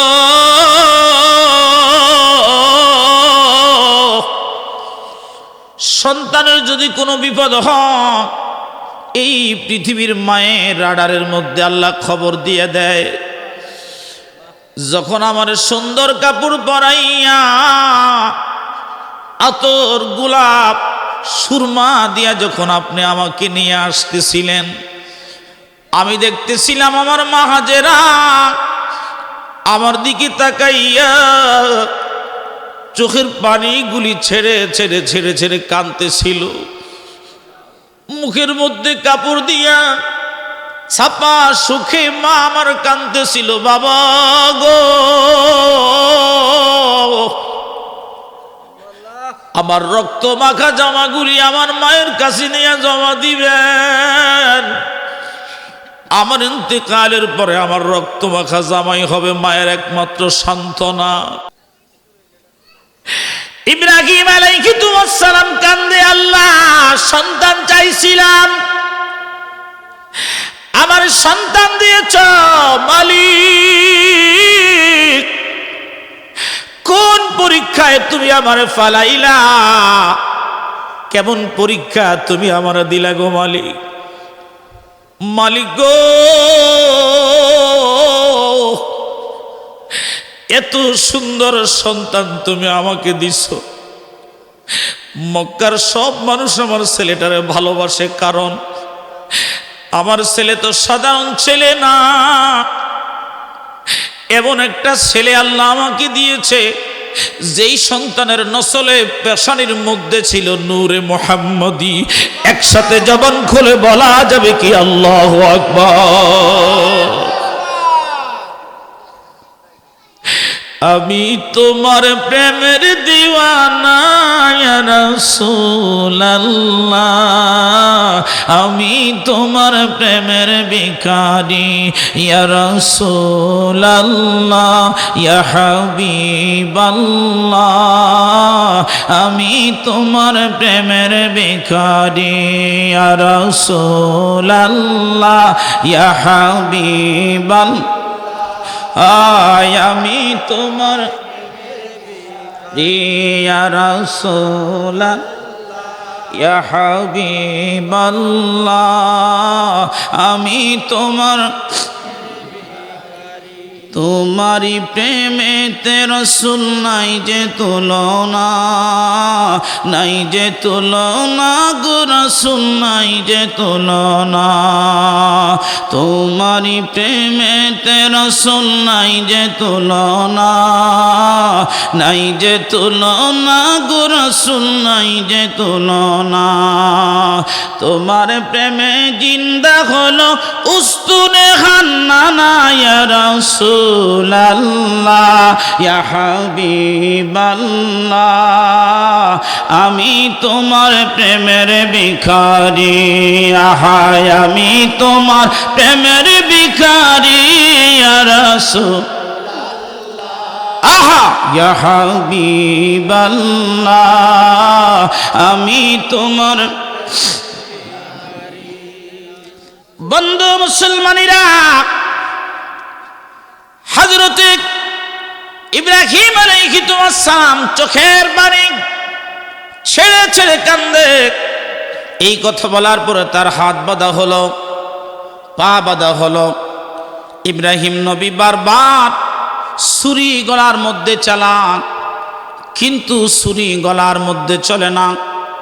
তিনি কি করলেন? রাগ করলেন, কারণ তিনি অস্থির হয়ে গেলেন কখন সন্তানকে কোরবানি করবে, আর আল্লাহর আদালতে তিনি পরীক্ষায় উত্তীর্ণ হবে, এই জন্য উন্মাদ হয়ে গেলেন। আল্লাহ পাকের প্রেম পিপাসায় তৈতিনার পেয়েছিল, তিনি পাগল হয়ে গেলেন কখন হুকুম আদায় করবে না, ছেলে কোন সময় আবার নারাজ হয়, কখন নিষেধ করে। এখন যেহেতু রাজি হয়েছে, সময় থাকতে কাজ সেরে নেই। কিন্তু ছেলে তো কাজ করে না, ছুরি কাজ করে না। উনি কি করলেন? রাগ করে ছুরিটা একটা পাথরের মধ্যে মারছে। পাথরের মধ্যে মারার পরে পাথর দ্বিখণ্ডিত হয়ে গেছে। একসাথে বলেন আল্লাহু আকবার। পাথর দ্বিখণ্ডিত হয়ে গেল। এই দৃশ্য দেখে ইসমাইল ডাক দিয়ে বলে, আব্বা, পরীক্ষা দিতে এসে রাগ করা যাবে না, ধৈর্যের পরিচয় দেওয়া লাগবে। আল্লাহু আকবার বলেন। যেমন ফুলা তেমন বাপ, ফুলা দোয়ার যেন তেন না। ছেলে কি পেশানির মধ্যে নূরে মুহাম্মদী, একসাথে বলেন আল্লাহু আকবার। পেশানির মধ্যে কি?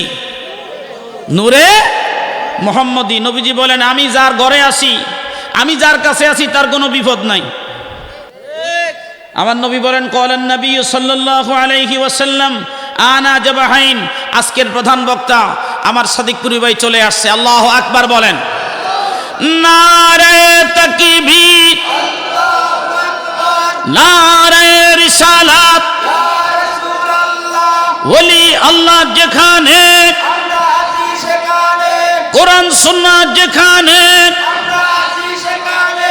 মিলাদ কিয়াম যেখানে, নারে তাকবীর, আল্লাহু আকবার। প্রধান বক্তার আগমন। কি কয়? ইসমাইল তো ফালায়া বাসার কথা কইতে, সাব্বা এখানে রাগ করা যাবে না।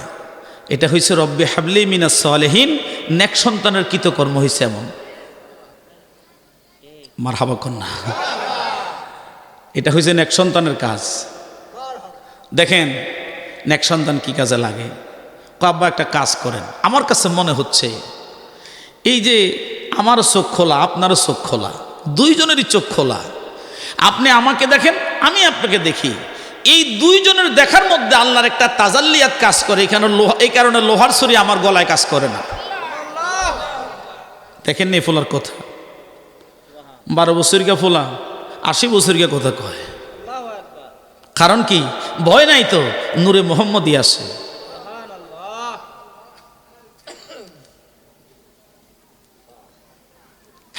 আল্লাহ যখন ছিল একা, এর ছিল না তার কোন সখা, তাই প্রকাশিতে আপন মনে চায় আল্লাহ মোহব্বতে পড়িয়া নূরে মোহাম্মদি বানাইয়া। ঠিক না বেঠে? আল্লাহ মোহব্বতে পড়িয়া নূরে মোহাম্মদি বানাইয়া পাঠাইলেন এই নাদ রায় গো নবীজি, আমার মদিনায় নিবেননি, বলেন আমার মদিনায় নিবেননি গো নবী, আমার বলেন আমার মদিনায় নিবেননি গো নবীজি, আমার একসাথে বলেন আল্লাহু আকবার। ফলাই কি কয়?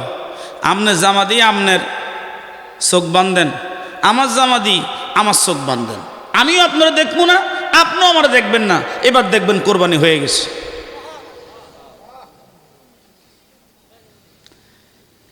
ইব্রাহিম আলাইহিসসালাম কয় আমি ফোলারে বুদ্ধি দিব, ফোলা দেখি আমারে বুদ্ধি দেয় রে, এটা কি ফোলা আল্লাহ দিল রে। ভিতরে ভিতরে খুশি, আর যে ফোলা জবাই করতেছে এর দিয়ে একটু বেজার আর কি। কিন্তু আল্লাহর কাছে তো এটা পরীক্ষা, এখানে তো বেজার হওয়া যাবে, বেজার হইলে ঈমান থাকবে না।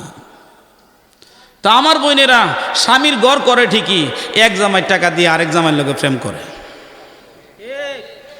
এটার নাম ফরকিয়া। জামাই কষ্ট করে বিদেশ যায়,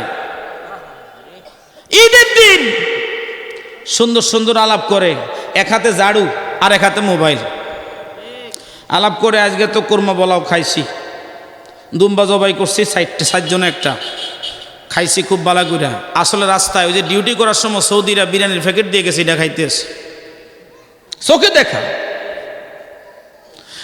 ওই টাকা দিয়া একটু ভিডিও কলে মোবাইলে কথা বলবে, এই জন্য বউরে একটা দিছে, নিজে একটা নিছে, তাও হাওলাত করা। জামাই এমবি কেনার জন্য টাকা দিল। আমার বোনেরা এতটা নিমক খারাপ, ওই স্বামীর মোবাইল স্বামীর টাকা দিয়া স্বামীর জমানো স্বর্ণ লইয়া আরেক জামাইয়ের সাথে চলে যায়। এরাই হলো জাতির সবচাইতে নিমক হারাম। তারপরেও এই মহিলাই হলো আমার মা, এই মহিলাই আমার বোন, এই মহিলাই আমার স্ত্রী, এই মহিলাই আমার কন্যা। কথা বলুন ঠিক না বেঠে? এই জন্য ছাগল বেশি ছাইরা দেন যাবে না। ছাগল যখন ছাইরা দিবেন দেখবেন যে ডাইনে বামে খাইতে আছে, হাতের মধ্যে লাড়ি রাখিয়া ছাগল ফালতুই, কথা কয় না। আমরার পোলাপান তো বিদেশ গেলে 10 বছর এক লগে থায়। রসুল বলছে সফরের নিয়ম হলো সর্বোচ্চ 4 মাস। কয় মাস? কথা কয় না। সফরের নিয়ম কয় মাস? যদি 4 মাসের উপরে তুমি সফরে থাকো আর তোমার স্ত্রী যদি অন্যের সাথে ব্যভিচার করে, সেটার জিম্মাদার তুমি। বিয়ে করছে এখনো বাসর হয় নাই, এখনো বাসর হয় নাই, 3 দিনের মাথায় চলে গেছে বিদেশ, 5 বছর খবর নাই। এই মহিলা করবো কি? বোনেরা তো আজকে খাই লাইছে আগে বাগে, নাহলে তো আমার লাগে আরো কিছু পাকাইতো। যে মাওলানা আমগো ওয়াজ করছে আজকে তো কি কন? হ্যাঁ, আমি আবার এত বেশি খাই না, একটু কম কমই খাই, কারণ আমি সবসময় উল্টা পাল্টা কথা কই তো। আর মাহফিলের আগে বাগে খাইলাই, পরে আবার নসিবে না থাকলে তো আরেক বিপদ। গরম ভাত ফানি ডাইল্লা দিলে কি কন, তো সবটাই মুশকিল। আচ্ছা, কাজের কথায় আসি। এবার দেখেন ইসমাইল আলাইহিসসালাম কি করলেন। যেই মাত্র চোখ বাঁধতেছে দুইজনের, আল্লাহ কয় জিবরাইল আর দেরি করা যাবে না। একসাথে মারহাবা কয় না, না হয় নাই, আরো জোরে, আর দেরি করা যাবে না, তাড়াতাড়ি দুম্বা আনো। চোখ বন্ধ করার সাথে সাথে দুম্বা শোয়াই দাও।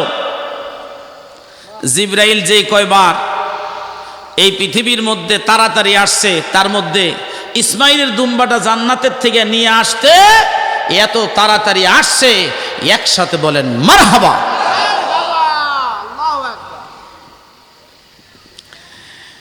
এখন দুম্বা জবাই হয়ে গেল,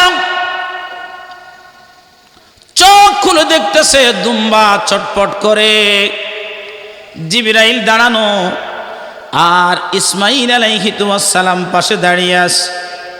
ডাক দিয়ে বলে, আল্লাহ আমার লোভ হইছে, আমার একটা লোভ হইছে মালিক, আখিরি জামানার নবী রে, আমি আমার ইসমাইলের বংশে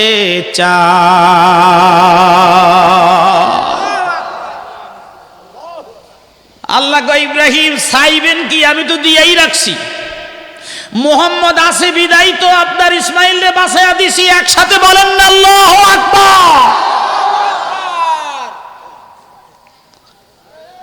মোহাম্মদ ইসমাইলের নসলে পেশানিতে আছে বিদায় আমি ইসমাইলকে বাঁচিয়ে দিয়েছি। আপনাদের কি খারাপ লাগতেছে? যাক, আল্লাহ আপনাদেরকে কবুল করুক। একসাথে বলেন মারহাবা। আল্লাহ কবুল করেন, বলেন আমিন। আসেন একটু দরুদ শরীফ, আল্লাহুম্মা সাল্লি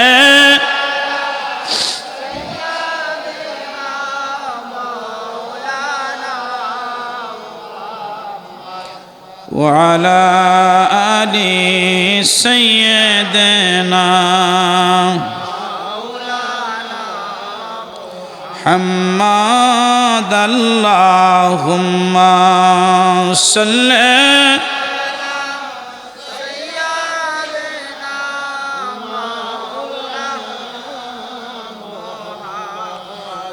وعلى آل سيدنا محمد، اللهم صل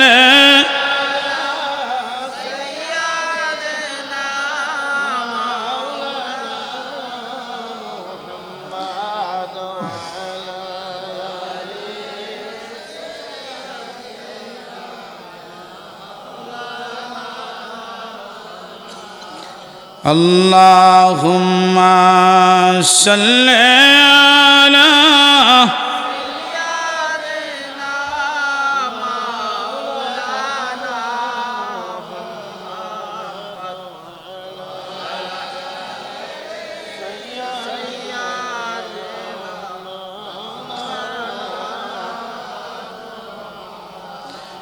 اللهم صل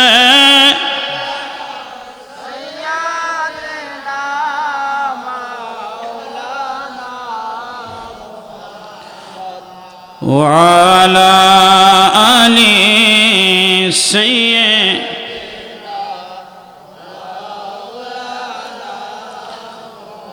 আমি দিন ভিখারি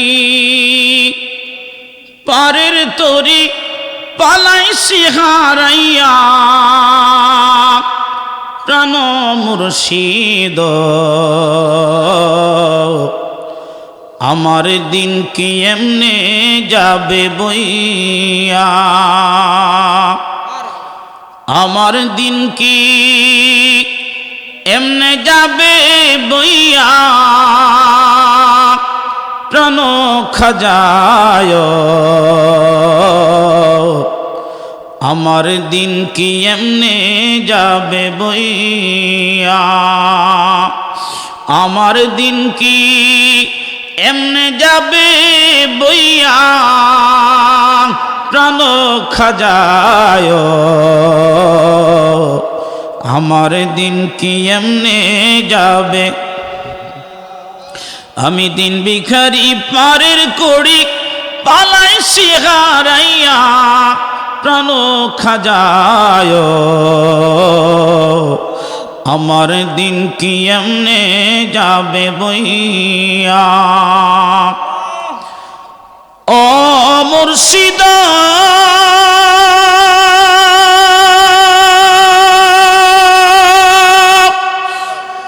কত জনাই নিলে তুমি উজানেতে বাইয়া রে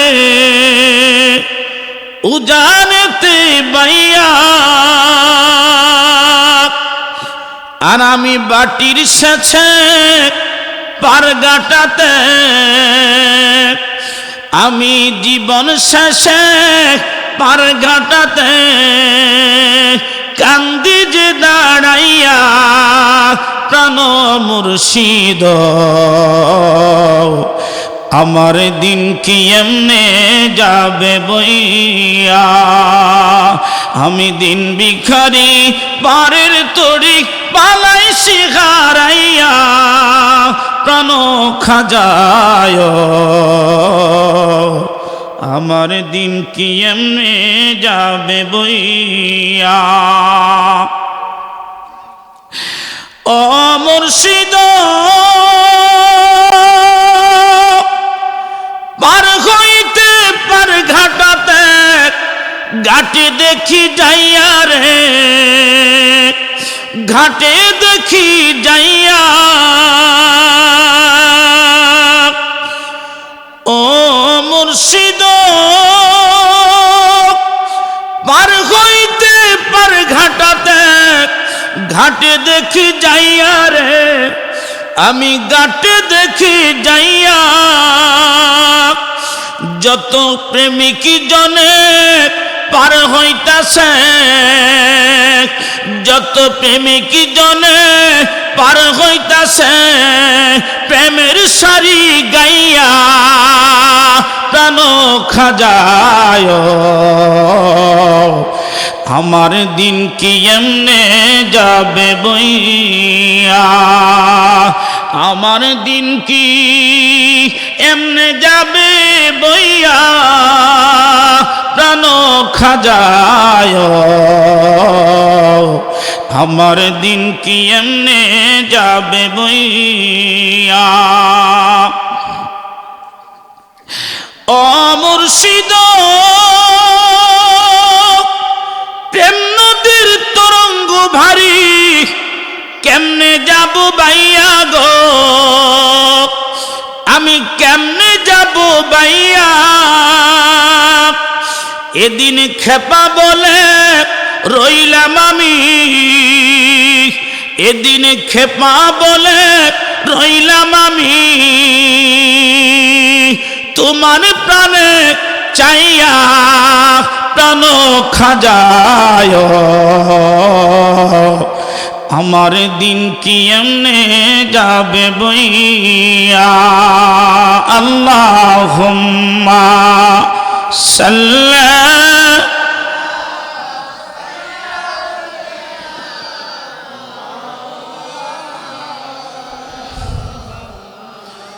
وعلى آل سيدنا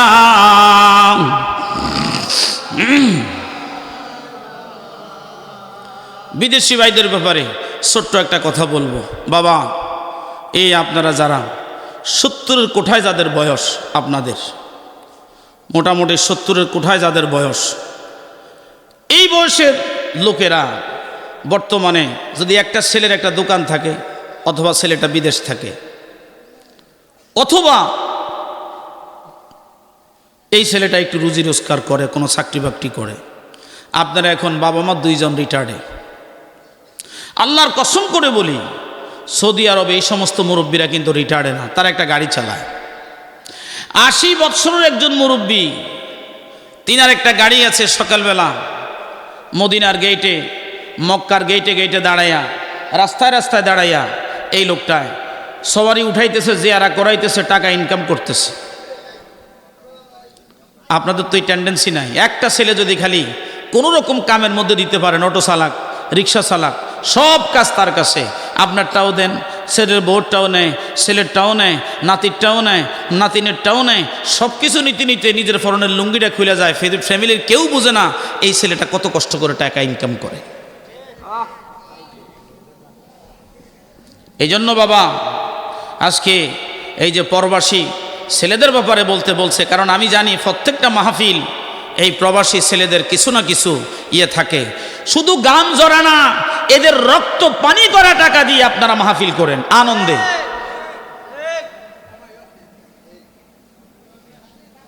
আপনি একবার খালি 5 লাখ টাকা দিয়েছেন, কত 5 লাখ আপনার ছেলে দেয় তার তো কোনো হিসাবই নেই। আর বিদেশ গেলে আমার বোনেরা তো মনে করেন যে কিভাবে বাপের বাড়িতে নিয়ে একটু জোলা করব, ওই টেন্ডেন্সিতে সবসময় ব্যস্ত থাকেন। বোনেরা ভাববেন না আপনার শ্বশুরে 25 বছর আপনার স্বামীকে ফালার পরে আপনি এই বাড়িতে আইছেন। কি কোন আপনারা? সত্য নেই কথাটা? প্রত্যেকটা ছেলের বউকে এটা বুঝতে হবে।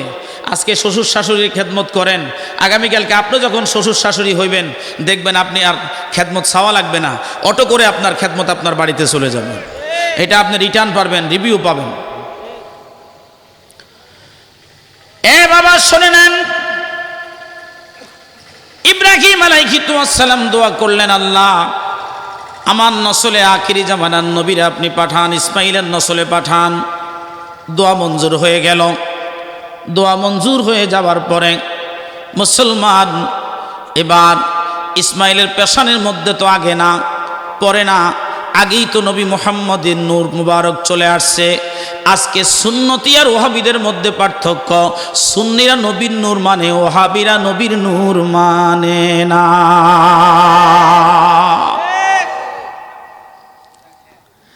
নূর আর মাটি নিয়ে যত দ্বন্দ্ব,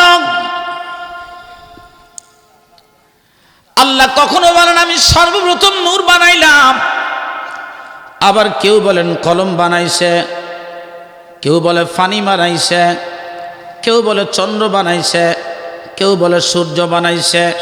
এরে মুসলমান, আমার আলোচনাগুলির মধ্যে পাবেন সাবজেক্ট ওয়াইজ যে সমস্ত আলোচনাগুলি, সেগুলির মধ্যে এটার বিবরণ পরিপূর্ণভাবে দেওয়া আছে।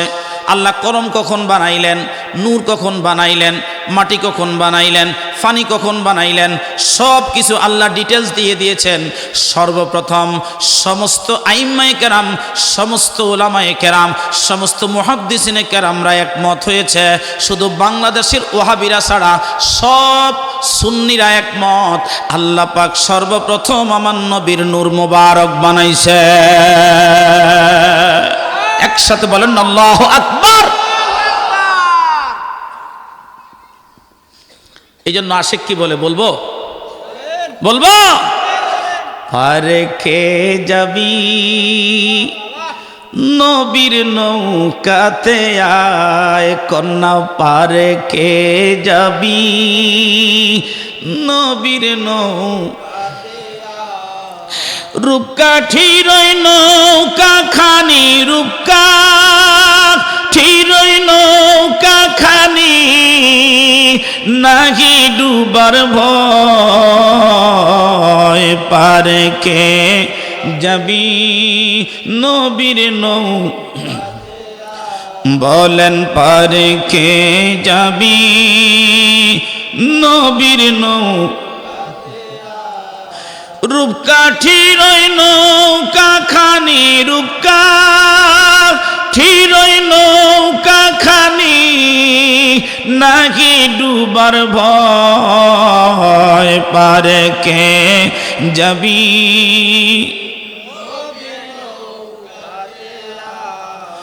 পারে কে যাবি নবীর নৌকাতে আয়।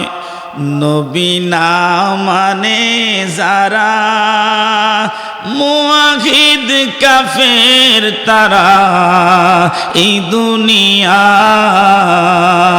কন্যা ঠিক না বেঠে? আমার দিকে তাকান, জোরে বলুন ঠিক না বেঠে? নবী না মানে যারা মুয়াহিদ কাফের তারা এই দুনিয়ায় পারে কে যাবি নবীর নৌ।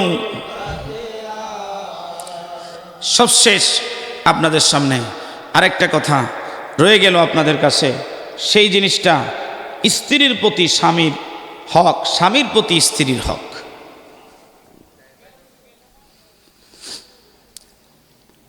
ভাইয়ের প্রতি বোনের হক, বোনের প্রতি ভাইয়ের হক। আমার দেশে বহু ভাই আছে, এই এত দেরি করে মালানা সব আইসি, মনে হয় আমার বেশি ভালোবাসে না, এসার নামাজ ফিরে খাই এটাই আয়ন লাগে। তো আমার সাথে আইলে তো আমার সাথে দুগা খাইতে পারত, আইন ইফাস আইন। আলেমদেরকে না দেখলে মিয়া কথা কইতে ভাল লাগে। আর এলাকার ইমাম টিমাম না থাকলে কি কম, এলাকার খতিব সাহেবরা না থাকলে শরীরে জোশ আসে নাকি? হ্যাঁ, তো নিরিবিলি এতক্ষণ ওয়াজ করছে আমগো ইমাম সাহেবের লইয়া। তো যাক, এখন এই নেক সন্তান কি কাজে লাগে দেখেন। একটা নেক সন্তান আল্লাহ বলবে তুমি জান্নাতে যাও। নেক সন্তানকে কি বলবে? তুমি জান্নাতে যাও। বিচার আচার করার পরে বলবে তুমি জান্নাতে চলে যাও। ওই ছেলেটা বলবে আমি তো এই যার কারণে আলেম হয়েছি হেরে ছাড়া তো আর যাইতাম পারি না। মারহাবা কয় না? আরো জোরে কন না। কি কয়? যার কারণে লেখাপড়া করছি হেরে ছাড়া যাইতাম না। তো কারে কারে নিবা? কে তোমার লেখাপড়া করেছে? আমার আব্বা আম্মা আছে দুইজন। কয় দুইজন লইয়া যাও। কয় না আরও বাকি আছে। আমার হুজুরে লাগবো, আমার হুজুরে আমার ফিডাইছে, মারছে, আবার বুকেও লইছে। আমি ফরা না পড়লে মারছে, ফরা দিতে পারলে আমার বুকে নিয়ে দোকানে নিয়ে চকলেট খাওয়াইছে, আমার হুজুরে ছাড়া যাবো না। তো ঠিক আছে যাও, তোমার হুজুরে লইয়া যাও। কার কারে নিবা? কয় আমি যে বাড়িতে লজিং আসিলাম তারা আমারও খুব আদর করছে।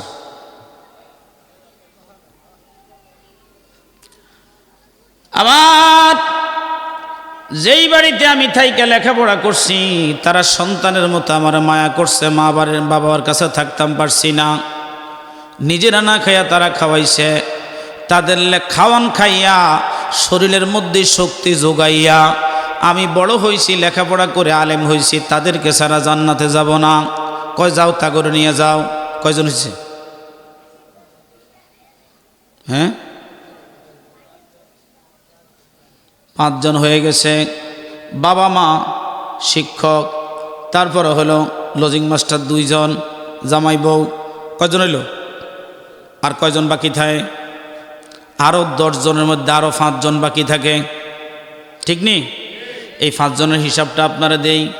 বলবে আমি যখন মুক্তবে ছিলাম, মুক্তবে আমার একজন শিক্ষক ছিল যে না হাতে খড়ি, অহন তো ফুলাফানের মুক্তবে পড়ে না। এই জন্য ছেলেরা মানুষকে সালাম দেয় না। আমরা মুক্তবে ছিলাম, ওই সকালবেলার মুক্তবটা ছিল এলাকার ছেলেদের জন্য, মেয়েদের জন্য একটা নেয়ামত।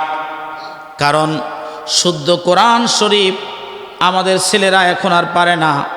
যেই সময় আমরা মুক্তবে যাইতাম ওই সময় আমাদের ছেলেরা এখন কিন্ডারগার্টেন করে। এটা ইহুদিদের একটা বড় চাল, কোরআন থেকে আমাদেরকে দূরে সরানোর জন্য বড় চাল।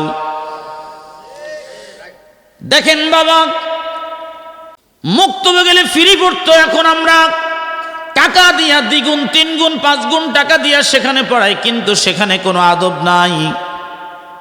সেখানে মুরব্বীদেরকে সালাম দেওয়া শিখানো হয় না, বরং কি বলে জানেননি? তাদেরকে বলে চোখ বন্ধ করো। চোখ বন্ধ করার পরে এবার বলে আল্লাহ, তুমি আল্লাহর কাছে চকলেট চাও, দেখো আল্লাহ তোমাকে চকলেট দেয়নি। বাচ্চারা তো বাচ্চা মানুষ, নাস্তিক কেমনে বানায় দেখেন। কয় আল্লাহর কাছে তুমি চকলেট চাও। এখন চোখ খোলার পরে কয় চোখ খোলো। কয় তোমার আল্লাহ কি চকলেট দিছে কিনা? বলে না, দেয় নাই। বলে এবার বলো আফামনি তুমি আমাকে চকলেট দাও। এবার ওই ছেলেরা চোখ বন্ধ করে, আফামনি হাতে হাতে হাতে হাতে একটা করে চকলেট দিয়া এবার বলো চোখ খোলো। এবার চোখ খোলার পরে বলতেছে চকলেট খেয়ে দিল, কো আফায় দিল। তাহলে বলো আল্লাহ বড় নাকি আফায় বড়? এই শিক্ষা অর্জন করানোর জন্য আমরা কিন্ডারগার্টেনের ছেলে মেয়েদেরকে পাঠাই। ওই ছেলেরা আমাদের জন্য এখন আর রহমত না, আমার ঘাম জড়া অর্থ দিয়া সম্পদ দিয়া ছেলে মেয়ে নাস্তিকের প্রতিষ্ঠানে পড়ানোর কারণে এই ছেলে ভবিষ্যতে আমার জন্য বিমুখ হয়ে যায়, আমাকে খুঁজে খুঁজে খুঁজে খুঁজে বৃদ্ধাশ্রমে পাঠায়। একটা আলেমের বাবাও পাবেন না বৃদ্ধাশ্রমে গেছে, একটাও পাবেন না আলেমের বাবা, মসজিদের ইমামের বাবা নিজে সারাদিন এখানে ডিউটি করবে, যদি মা বাবা থাকে বিকালবেলা যাইয়া মা বাবা খেদমত করবে। একজন ছেলে মায়ের খেদমত করতে, আলোচনাটা করে শেষ করে দেই। মা অসুস্থ, ছেলে কাঠুরিয়া, মা অসুস্থ, ছেলে কাঠুরিয়া, সারাদিন কাঠ কাটে। সকালবেলা মাকে সুন্দর করে গোসল করে গরম কাপড়ের মধ্যে শোয়াইয়া খাওয়াইয়া চলে যায়। বিকালবেলা এসে আবার মা পায়খানা করে প্রস্রাব করে ঘর থেকে বের হতে পারে না। প্রতিদিন ছেলেটা, আমার প্রাণের ভাইয়েরা, বিকালবেলা আসে আবার গরম কাপড়ে মাকে শোয়াইয়া মাকে গরম কাপড়ে রাখে, পরিষ্কার করে দেয়। এইভাবে দিন যায় রাত আসে, রাত যায় মাস, দিন যায় মাস, মাস আসে বছর। ছেলেটা শুধু একটিবার মার কাছে বলে, মা গো, আমি তোমার যত পারো যত বলো খেদমত করবো গো মা, শুধু আমাকে একটা সুযোগ দাও, আমি একটিবারের জন্য জীবনে আমার নবী রহমতের নবীকে একটু দেখতে চাই।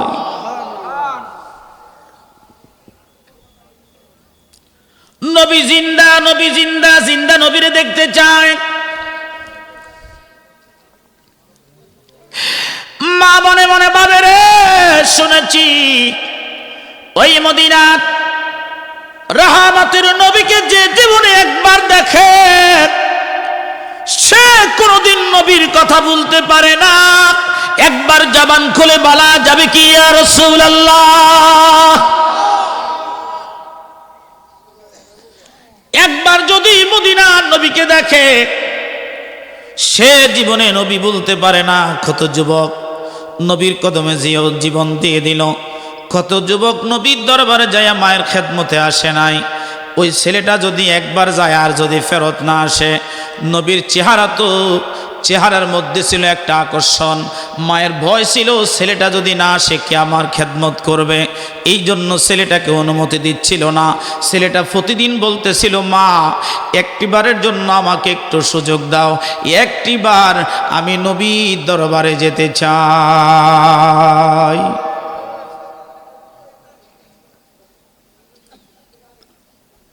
এই ছেলেটা নবীর বড় আশিক ছিল, আশিক। একদিন সন্ধ্যাবেলা মায়ের ময়লা কাপড়গুলি ধুয়ে ধুয়ে পরিষ্কার করে আর গরম কাপড়ের মধ্যে মাকে শোয়াইয়া মাথার মধ্যে তেল দিয়ে দিচ্ছে, পায়ের মধ্যে গরম তেল দিয়ে দিচ্ছে। শীতকাল, মাথা আর পা যদি গরম থাকে তাহলে মুরব্বী মানুষ একটু সুখ পায়, শান্তি পায়। বাবাজি ছেলেটা মায়ের কদম মোবারক জড়িয়ে ধরে চোখের বানেগুলি ছেড়ে দিয়া ডাক দিয়ে বলে, মা আমি বুঝে ফেলেছি যতদিন তুমি দুনিয়ায় থাকবা রহমতুল্লাহ নবীরে, রহমতের নবীর দরবারে আমার তুমি যাইতে দিবা না মা, রহমতের নবীর কাছে আমারে যাইতে দিবা না। আমি বুঝে ফেলেছি তুমি আমারে যাইতে দিবা না।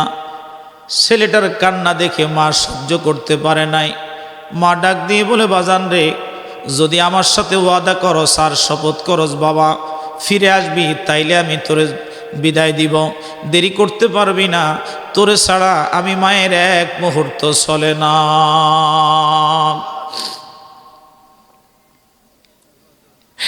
একটা দৌড় মেরে নবীজি ঘরের দিকে, মদিনা শহরের দিকে নবীর প্রেমিক রওনা করলেন। নবীজি রাডারের মধ্যে খবর চলে আসলো, রহমতের নবীর কাছে একটা পাগল ফিরে আসতেছে।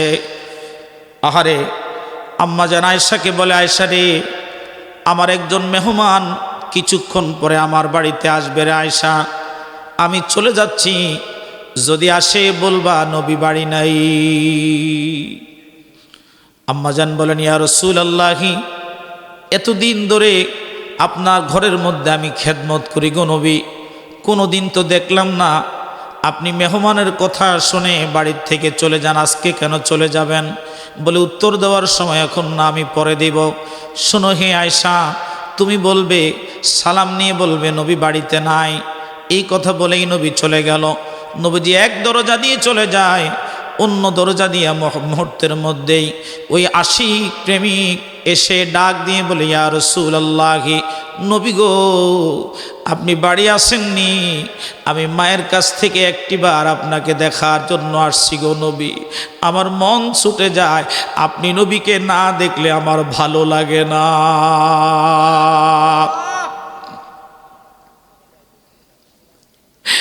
আপনি নবীকে না দেখলে আমার ভালো লাগে না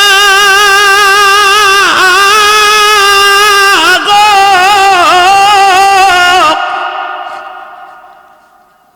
ইয়া রাসূলুল্লাহ, বাড়ি আসেননি?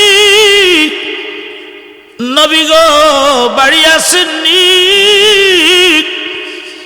ভিতর থেকে সালামের জবাব দিয়ে আম্মা জান ডেকে বলে, না না, নবী বাড়িতে নাই।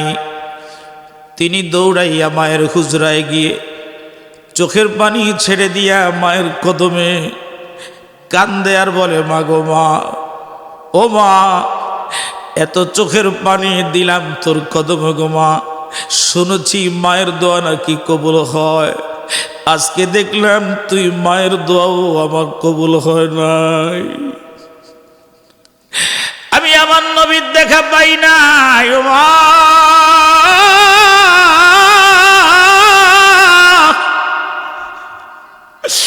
আমার মন মানে না গো মা, এই মনে নবীর আগুন কেমন জ্বলে আমি তোমারে বুঝাইতে পারি না গো।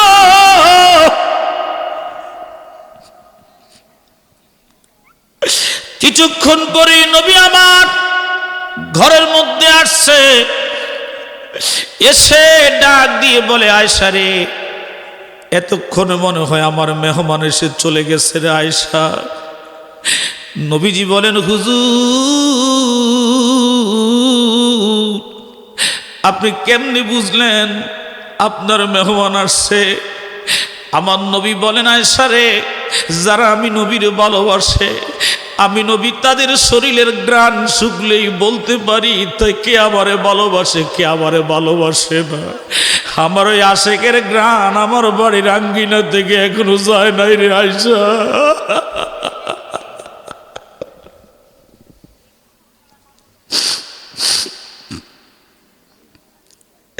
আম্মা জান বলেন, ইয়া রাসূলুল্লাহ, এই লোকটা আপনাকে এত ভালোবাসে গো নবী, কি জন্য গো আপনি এই লোকটার সাথে সাক্ষাৎ করেন নাই ইয়া রাসূলুল্লাহ? আমার নবীজি ডাক দিয়ে বলে, আয়েশা রে, এই আমার আশিক, সে আমার হাকিকত জেনে গেছে, আমি তার হাকিকত জেনে গেছি, সে যদি আমাকে দেখে সহ্য করতে পারবে না, আত্মহত্যা করবে, এই জন্য আমি তার সাথে সাক্ষাৎ করি নাই রে আয়েশা। তার ঘরের মধ্যে একটা বৃদ্ধা মা, সে খাওয়াইলে খায়, যদি না খাওয়ায় 12টা উপবাস থাকবে, এই জন্য আমি নবী তার সাথে সাক্ষাৎ করি নাই। মা দুঃখিনী দোয়া করে আর বলে, বাবা, আমি মায়ের দোয়া বিফলে যাবে না রে, আমি মা তোর জন্য দোয়া করি, যতক্ষণ পর্যন্ত রহমতের নবীর সাথে তোর সাক্ষাৎ না হবে ততক্ষণ আল্লাহ তোর কাছে মালাকুল মউত পাঠাবে না।